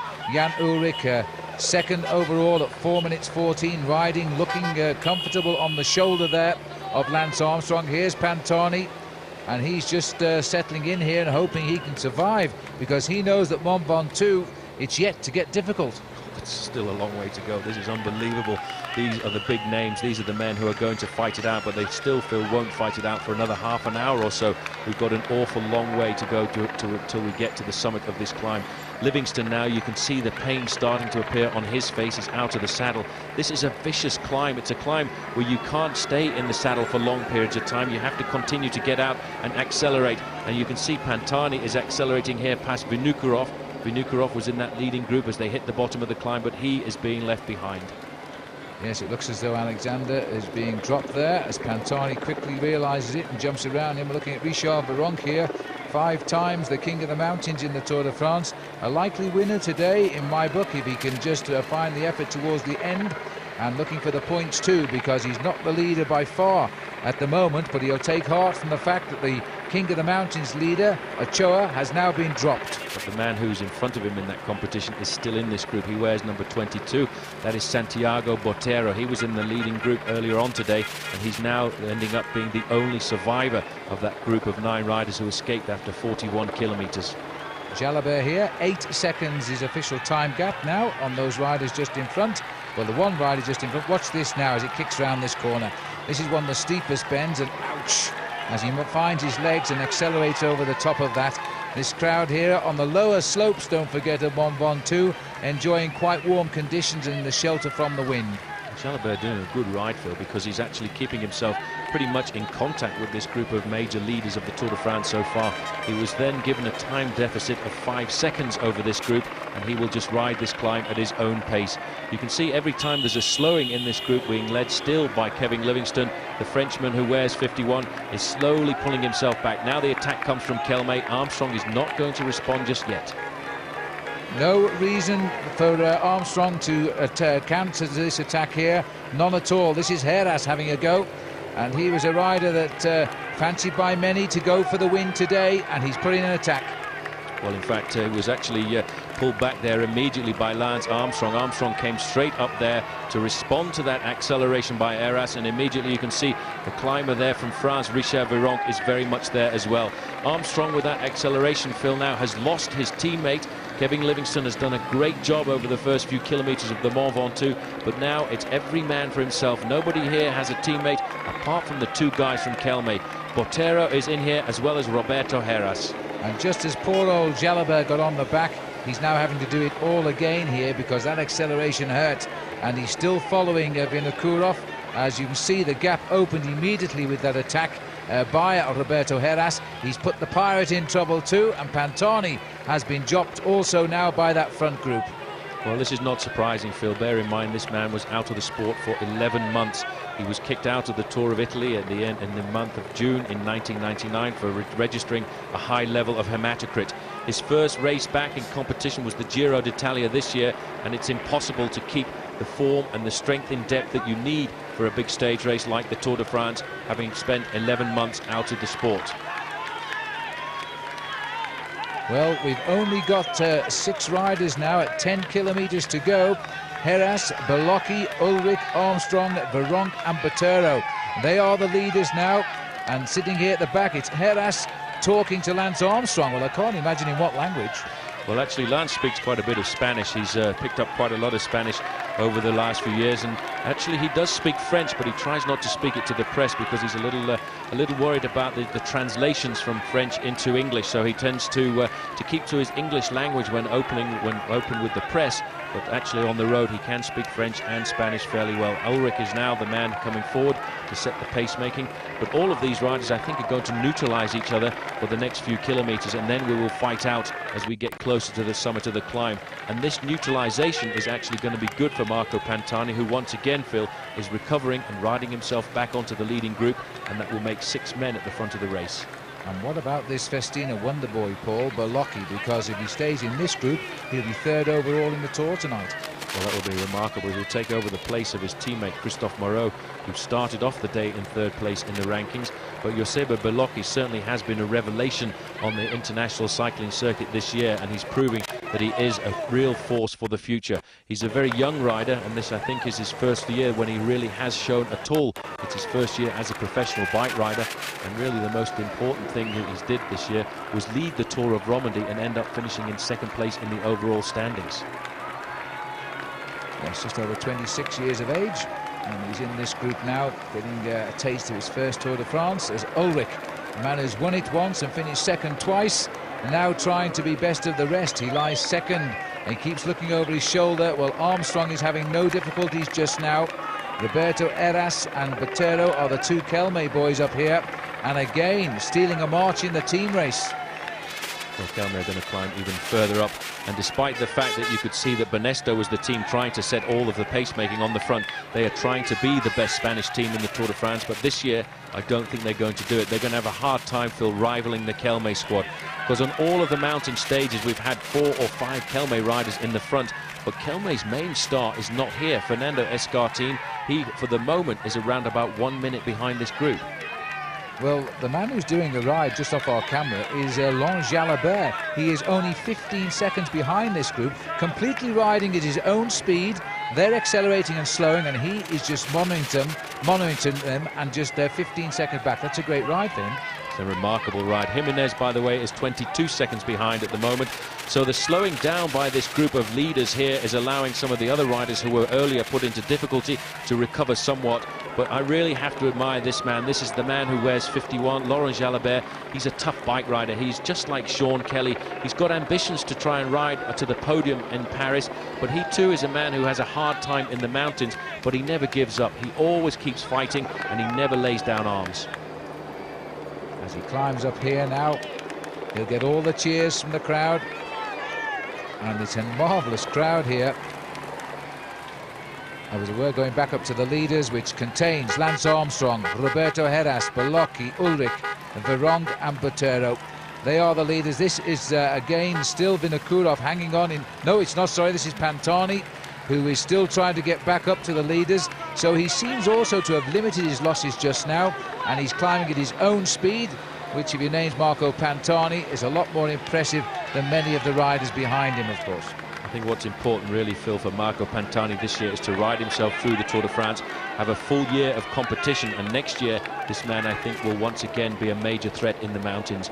He is a very talented climber, but having been so long out of competition, he just doesn't quite have the ability to stay with these big leaders at the moment.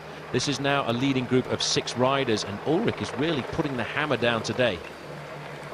Well, it's good to see that Jan Ulrich is fighting his way back into the picture here in the Tour de France. Lance Armstrong, as he was last year, seems head and shoulders above. Armstrong just climbing smoothly now onto the shoulder of Heras. Oh, I also thought there was a touch of shoulders there, but there wasn't, as he now keeps an eye on Ulrich, and it might be that Armstrong has detected that Ulrich is rather enjoying this climb. Well, you could feel the accelerations coming from the German there, and he didn't want to be in 4th or 5th place because of the fact that Jan Ulrich is really putting serious turns of speed on at the front. Armstrong wants to be in 2nd place.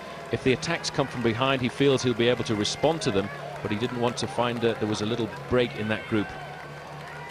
And in fact, it's Botero, who is the Kelme rider, who's done an incredible ride today, being in the breakaway since the 45th kilometre, and still they're having the legs to stay with the group that came up.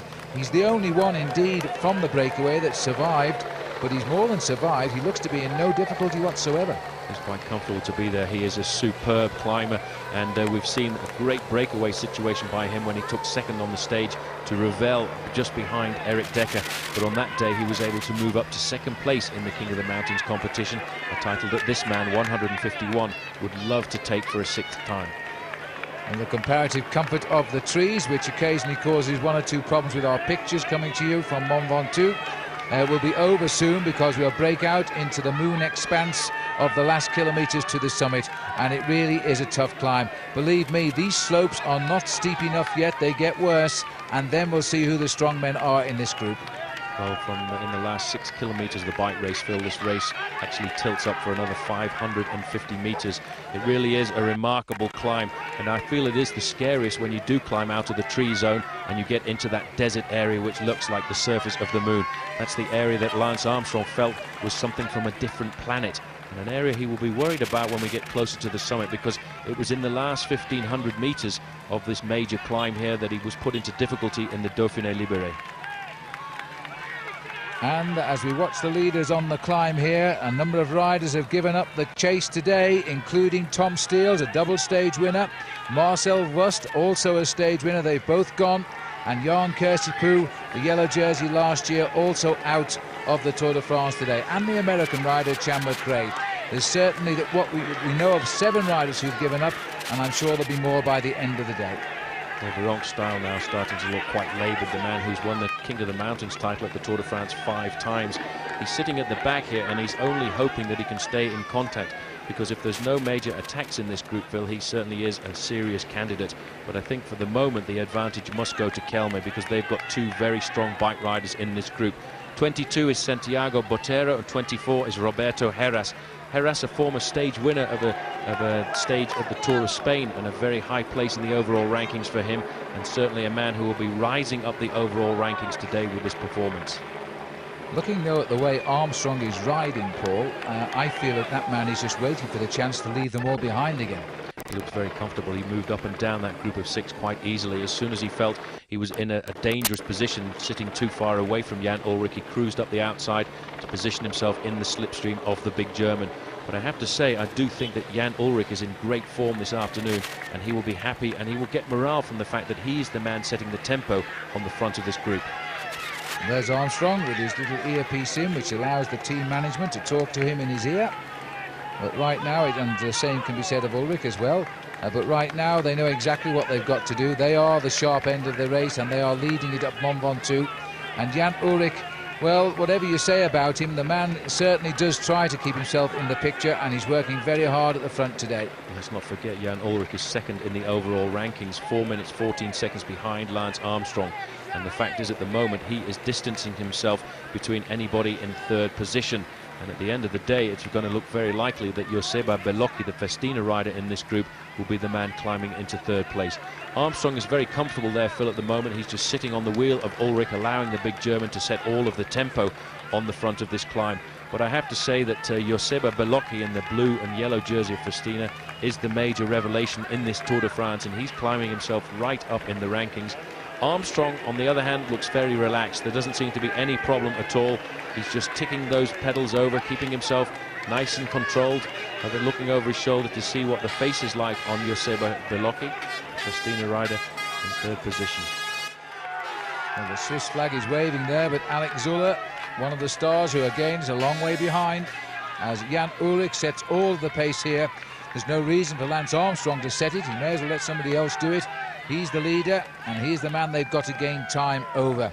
And the way he's riding today, I doubt whether they'll gain a single second. Well, the attacks will certainly come later on, and I reckon the attacks will come from the Kelme riders, because they are both very good climbers indeed. But I tell you one thing, that the wind up here, Phil, is still absolutely unbelievable. It's gusting at around about 40 to 50 miles an hour, and they're having a hard time actually keeping the barriers in an upright position. Well, we're commentating from inside a car, and I can tell you this car is rocking as if somebody is shaking it. And it is so windy now, in fact, the organisation have given up with their attempts to put up the finishing line banner and to do the usual lovely job of dressage they do. at the finish of a stage of the Tour de France. It'll look pretty ordinary when the riders come up there today because the wind is so strong. Well, it's turning out to be a pretty dramatic stage, and all the big names and players of the Tour de France are riding at the front of the bike race. Surprisingly enough, though, two big challenges, Abraham Olano and Alex Zuller, were put into difficulty almost immediately this climb started, and they've been left trailing an awful long way behind. Now again an acceleration coming from Ulrich. Lance Armstrong responds very quickly there, Phil. He's immediately out of the saddle and he comes up to Ulrich's shoulder there, and the idea of that is a psychological maneuver just to let Ulrich know that he's not in any difficulty at all. So interesting, though, the combination of these two Kelme riders. They're looking very cool here. This is Roberto Heras taking a drink, and I think that because of the benefit of the numerical number of them here, two of them, one will attack soon, probably once they break clear of the trees at Chalet Reynard. Once we get to Chalet Reynard, there's still 6.5 kilometers to go to the summit. That really is an unbelievable mountain, this climb here, Phil. It is, I think, one of the scariest mountains because of its reputation. I think the fact that people cast their minds back and know that a rider died on the summit of this climb. Tom Simpson passed away around about 1.5 kilometers from the summit. Eddie Merckx, the greatest rider of all time, when he won the climb here in 1970, after he crossed the finishing line, he actually collapsed and had to be taken into an ambulance and given oxygen to recuperate. And even now on that day, I think Eddie Merckx was a little worried about how far he pushed himself. Yes, indeed, Paul. It was one of the saddest moments in my career. That was actually the first year I was a journalist, and it was a very hard job to report that race. Anyway, we're looking now at much happier times on Mont Ventoux, certainly for the American Lance Armstrong, as he follows the wheel of Jan Ullrich. And Ullrich is simply superb just now. He's not asking anybody else to set the pace, is he? And he knows there must be an attack sooner or later from one of those two Kelme riders. Roberto Heras, by the way, he's not done much this year, only one win this year, but last year he finished 5th in the Tour of Italy and 3rd in the Tour of Spain. And so he's a man for stage races, and he's a man for the mountains, and he's right behind Lance Armstrong now. This is certainly turning out to be the year of the Kelme team. They are a magnificent team. We saw them ride a superb Giro d'Italia where they were on the attack all of the time in the mountains, and that is where we're heading to, Phil. That is the summit of the Mont Ventoux, 1,909 meters. And just look at that. I think there's been a crash. In fact, I think there's been a crash in the group of the yellow jersey. It seems as if somebody touched a wheel there, and let's just see if everybody is still there. There's Armstrong. And, I see everybody. I think it was two motorbikes touched, Paul. That's amazing. They are all fighting to get the photograph of the first attack. All the 6 riders are there, but in fact they did mention that there was an accident, and it may well have been one of the motorbikes trying to get in and get some shots. Well, it was two motorbikes touched, and they've just had an earful from the race referees, I can tell you. But the 6 leaders are safe and sound and continuing to pace up the climb. There is Pantani.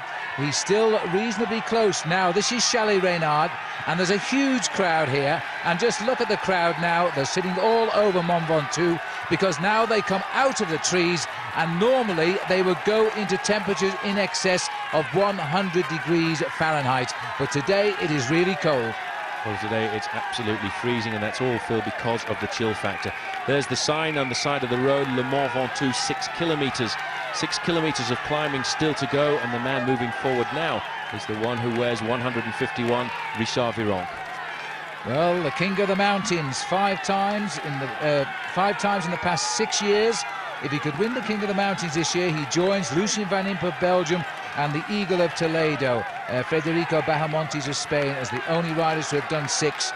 But he's being challenged this year by Javier Ochoa, but Ochoa right now is going to score far fewer points than Richard today.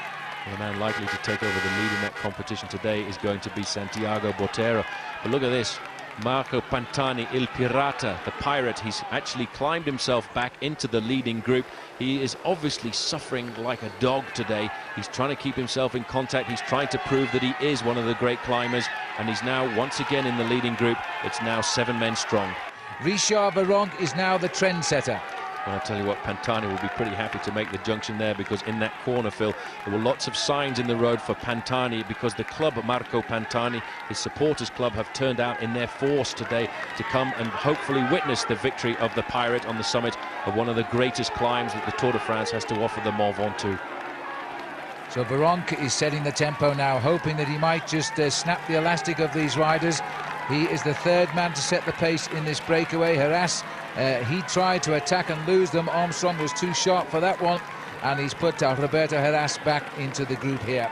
Pantani is hooked up at the back now, so the Pirate is on board, and it looks like he might be jumping ship here because he's gone. And Marco Pantani has launched an attack. The cheek of the man, Paul. The courage of the man, the fact that he's fought his way back into the group. He certainly knows what it's all about. He's gone off on the attack. He's covered immediately by one of the riders there from the Kelme squad. I'm pretty sure, in fact, that is Roberto Heras who's gone across onto his wheel. And the man doing all of the work behind to pull them back together is Belocchi, the rider from Festina, who today is proving his mettle. Belocchi looking at third place in the Tour de France and a podium finish in Paris today, if he can hold on. And hold on is the wrong phrase, because he's doing a lot of hard riding here. He's the third wheel now. As like all good climbers, the first one fails, you put in another one straight away, and this one may have it. Well, Marco's gone again. He felt the reaction of the Kelme riders coming onto his wheel there, and once the rest of the group came in, he's launched a second attack. This is the ability that only great climbers have, Phil, to be able to attack again and again and again on an ascent like this. But again, it's Heras from Kelme who's coming across the gap there, and the whole of the group once more coming back together. Well, Marco Pantani has tried twice now, and the Kelme boys have closed it down, but this time it's a bit of a struggle as they try to finally shut down.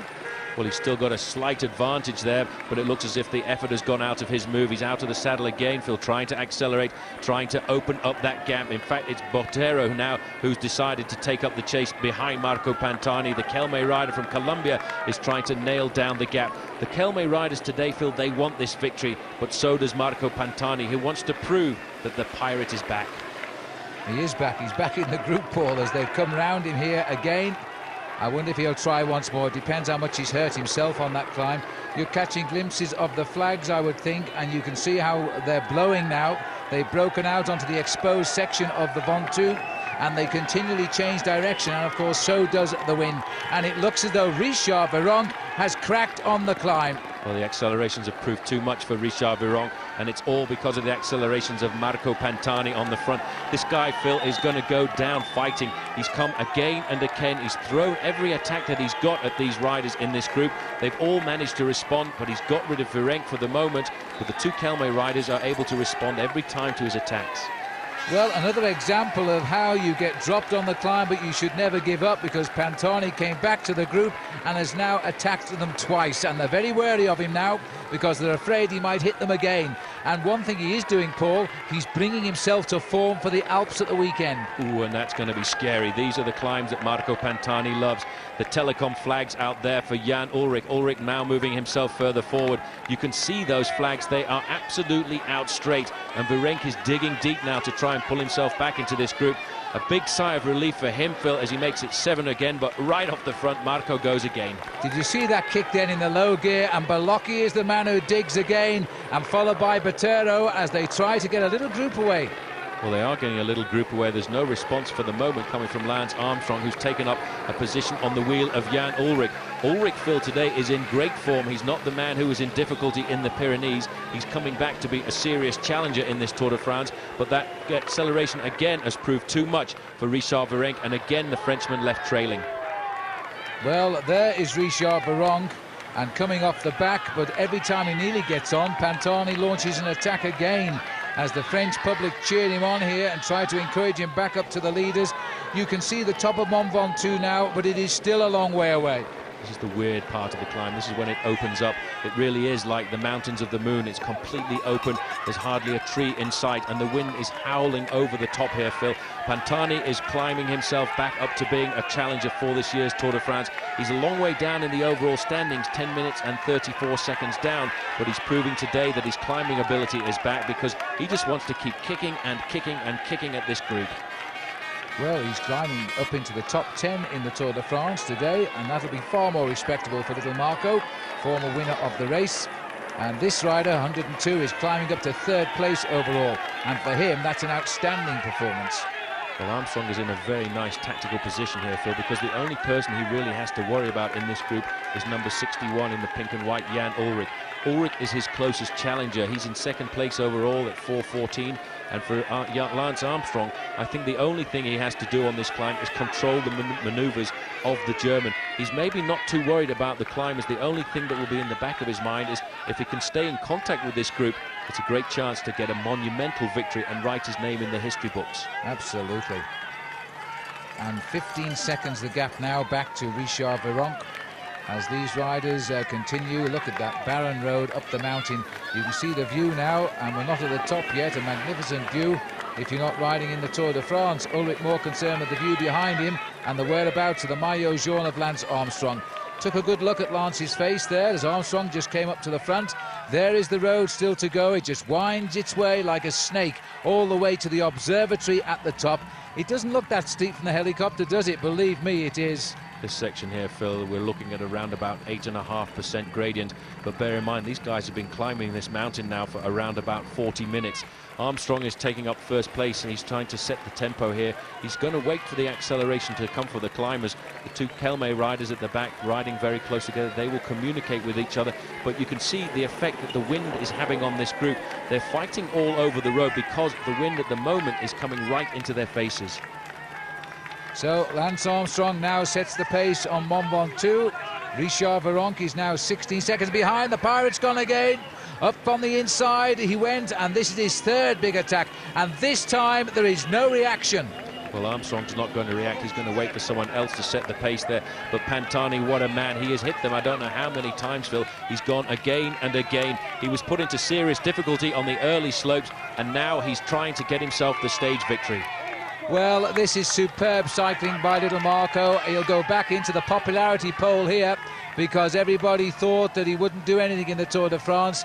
He didn't. I must say, the way he was riding in the Pyrenees, I thought he might not do anything. But today, he's been off the back, he's suffered, and now he's put in yet another attack, and this one may have worked. Well, it may have worked, and one thing he did say, Phil, after seeing that attack of Lance Armstrong on Haut-de-Cam, he said, the performance of Lance Armstrong has put my feet back on the ground. I realise now what this bike racing thing is all about, but the response has come from Kelme. This is Santiago Botero. Botero, the Colombian rider from the Spanish team, is riding himself onto the tail of the Pirate. Well, superb riding by Botero, Paul, because this is the man who broke away after only 45 kilometres. Only 2 days ago he had that breakaway of over 200 kilometres. He's obviously got tremendous form this year. Well, Pantani must keep going now. He's got to keep accelerating. But this young man is an incredible hope for the future. And this, Phil, this performance by the Colombian rider here is why we saw the Banesto squad on the front. They realised the danger of Botero. They realised that Botero has the ability to climb right up in the standings. But the Pirate has kicked once again, and Botero didn't quite manage to make the junction. Well, he'll ride his own speed right now, Santiago Botero, in his first Tour de France, his first taste of Mont Ventoux. This rider here knows all about winning mountain stages of the Tour de France, but he only has won before in the Alps and in the Pyrenees. Now he might be claiming the Giant of Provence. Well, his great hero and his great friend is Charlie Gall, and Charlie Gall was the first man to win at the summit of this climb, and Charlie Gall is at the finish today. All 5 previous winners from the summit of the Mont Ventoux are actually here at the finish line to see this monumental day, but now Armstrong is going to go. Well, look at this then, Armstrong, and they wouldn't have expected that. Ullrich has done nothing about it at all. He saw the speed and the acceleration of Lance Armstrong, and he's gone off after Pantani and Botero, and they've got nothing left. Well, look at that. Ullrich could not respond. He must have heard that attack coming. He must have felt it go by. He looks at the Colombian rider. How are you doing? Thank you very much. Goodbye. I'm now going to chase after the Pirate. He's chasing just one man on the road, the man who's in the pink jersey of Mercatoni Uno, and there he is, just there. Well, this is an incredible demonstration of the sort I don't think I've ever seen in the Tour de France, because Armstrong is toying with the top names of the cycling world. He left them and they knew he was going because they couldn't even raise the pedal length. Now he sprinted straight past Santiago Botero and he's coming up to Pantani. And what will the Pirate do when this man gets on board? Well, he'll try and kick again. He's trying to accelerate, but you're not going to stop the onslaught of Lance Armstrong. The man from Austin, Texas, is controlling this bike race the only way he knows how. In the Pyrenees, he told us he wasn't interested in the stage. When he's taken a real good look at Marco, almost as saying, the back wheel for you, Marco, jump on if you can. And Marco has done just that. But I think this time, Lance Armstrong wants the victory. I'm certain he wants the victory. He's looked at the names, he's looked at the history books. He knows the history of the Mont Ventoux. Phil, he was put into difficulty in June in the Dauphiné Libéré, but he came back twice after that to train on this mountain, to learn this mountain, and certainly he knows just exactly what this mountain can do to you. For the moment, he's playing his cards perfectly. Well, the man who took out all of the time trials and a road race stage at the mountaintop finish of Sestriere last year on his way to victory in Paris is now looking for his first mountain victory and indeed his first stage win of this year's Tour de France. It's amazing to look at this bike rider, Phil, when you think in 1996 at the Olympic Games, his body was riddled with cancer. He finished 6th in the Olympic Games time trial there, and only a few months after that he announced that great illness. But he's come back, he's beaten, and he's ridden to the top of cycling's ladder. He is riding now in exactly the same way that Eddy Merckx used to ride his Tour de France's. And this comes another attack here, and Pantani, rather begrudgingly, has had to get out of the saddle again, but he is rising to the occasion. He's holding Lance Armstrong just now, who probably is struggling a little bit to recover from that incredible acceleration that swept him up to the front man. He's looking over his shoulder. He wants to know just exactly how Marco Pantani is right now. He knows the reputation of this climber, Phil. He's seen how many attacks Marco Pantani has put in so far. A little word over his shoulder. He may well want, in fact, Pantani to come forward and work with him, because the wind out here is absolutely unbelievable. You could see the jersey on Jan Ullrich. He's fighting against this headwind. The jersey is being ruffled by the wind, which is around about 35 miles an hour. Look at those flags. And the gap, Paul, back to Ullrich is now 20 seconds. So they've lost 20 seconds in that one sprint up to the front by Lance Armstrong here. He's got that cool-looking face again. It looks as though he has recovered. Pantani here looking a little bit worried. But I don't know where he's found it from, but he really has done a superb ride today, Pantani. Pantani's a star. He's won the Tour de France and the Tour of Italy, and now he's riding himself back into the sport of professional cycling. 11 months out of the sport, and he's proving once again that he can be a climber. He's launched so many attacks, Phil, but amazingly Armstrong is such a patient rider now. When Armstrong turned professional, he was impulsive. He would not wait and ride tactically. He had to do it when he felt good. He went off the front. But in this Tour de France, he's watching everybody's move and reacting when he wants to. Well, there's the finish, but it's still a long way to go because we twist around this mountain rather like a helter-skelter. But the American flags are flying high and strong right now as Pantani is now helping out Lance Armstrong here, not afraid to go to the front and set the pace. And we've just gone past the memorial there to Tommy Simpson, the rider who died in this race on Mont Ventoux on the 13th of July 1967. And Lance Armstrong goes by in the yellow jersey, the jersey that Tom never wore. Oh, he wore once, but in the race he died he didn't, and was the race he really felt he could win that year. You can see the wind is really having a major effect on this breakaway, Phil. You can see the jersey of Lance Armstrong rippling in that wind at the moment. Armstrong is in such incredible form. He's looking at the face of Marco Pantani. He wants to know whether Pantani can follow his accelerations. But Pantani is digging so deep today. Armstrong kicks once again. Can the Pirate follow? I'm not sure, because the elastic was stretching a bit there, and it is just about dead straight now as Pantani is coming slowly back up to the wheel here. What a fantastic show of defiance by Marco Pantani. I think Lance went up to Pantani, Paul, because he fears Pantani will refine his form when we go down to the Alps, and he's taking all the time he can get while he can get it. That's what all the riders in the Tour of Italy were worried about. They didn't want to give Marco Pantani an easy ride in the first 15 days. They knew they had to put a lot of time between themselves and Pantani before they came to the final Alpine stages. And in those Alpine stages, in the last week of the Tour of Italy, Marco Pantani was the strongest climber. Armstrong's acceleration there was not able to get rid of Pantani. This reminds me of the battle between Ullrich and Pantani. When Ullrich was in yellow and Pantani took him on the mountains, and they broke away together. And now we've got a similar situation, except Ullrich isn't second overall this time around, but he is just hanging on to the man who very definitely is #1 in the Tour. Armstrong setting the tempo now at the front. There's still an awful long way to go to the finish, Phil, and this has been an unbelievable ascent of this mountain. Armstrong has played his cards perfectly, close to his chest. He's waited. He's watched all the climbers attack each other. He's watched Marco Pantani attack on more than 10 separate occasions. He waited until he felt was the right time, till he came to the point of the course where in fact he was put into difficulty in the Dauphiné Libéré, and he's actually conquered his fear of that climb. He's certainly done that today. He's taken on Mont Ventoux and he's shook it out, and he's proven that he really has no fears on these slopes. There's still a little way to go, but the longer to go, of course, the better for the chase group, Paul, or the worse for the chase group rather, because they're losing so much time. They're losing huge signs. In fact, we are not going to get an idea of exactly where the last kilometre of the bike race is today. Because of the wind, they haven't been able to put up the Flamme Rouge. But Armstrong will know the finish. He will know where the finishing line is. He's been here. He came here in the Dauphiné Libéré, and he's been out and looked at the course. Just a little further down the road, just 200 metres behind, you can see Jan Ullrich is moving himself slowly but surely back up to the American. Well, I think we are actually in the last kilometre, Paul. Because it's not too far past the Simpson Memorial, which we passed about 500 metres ago. So we're just about 1 kilometre from the summit now, and you're right, it does look as though those riders behind are just still about 20 seconds back and may well be closing in. But Armstrong, who has really made the Pirate suffer, but the Pirate has refused to get off, and he might well try to take Lance on in the sprint. Well, Armstrong is sitting in first position here. The Pirate tried to come up alongside him.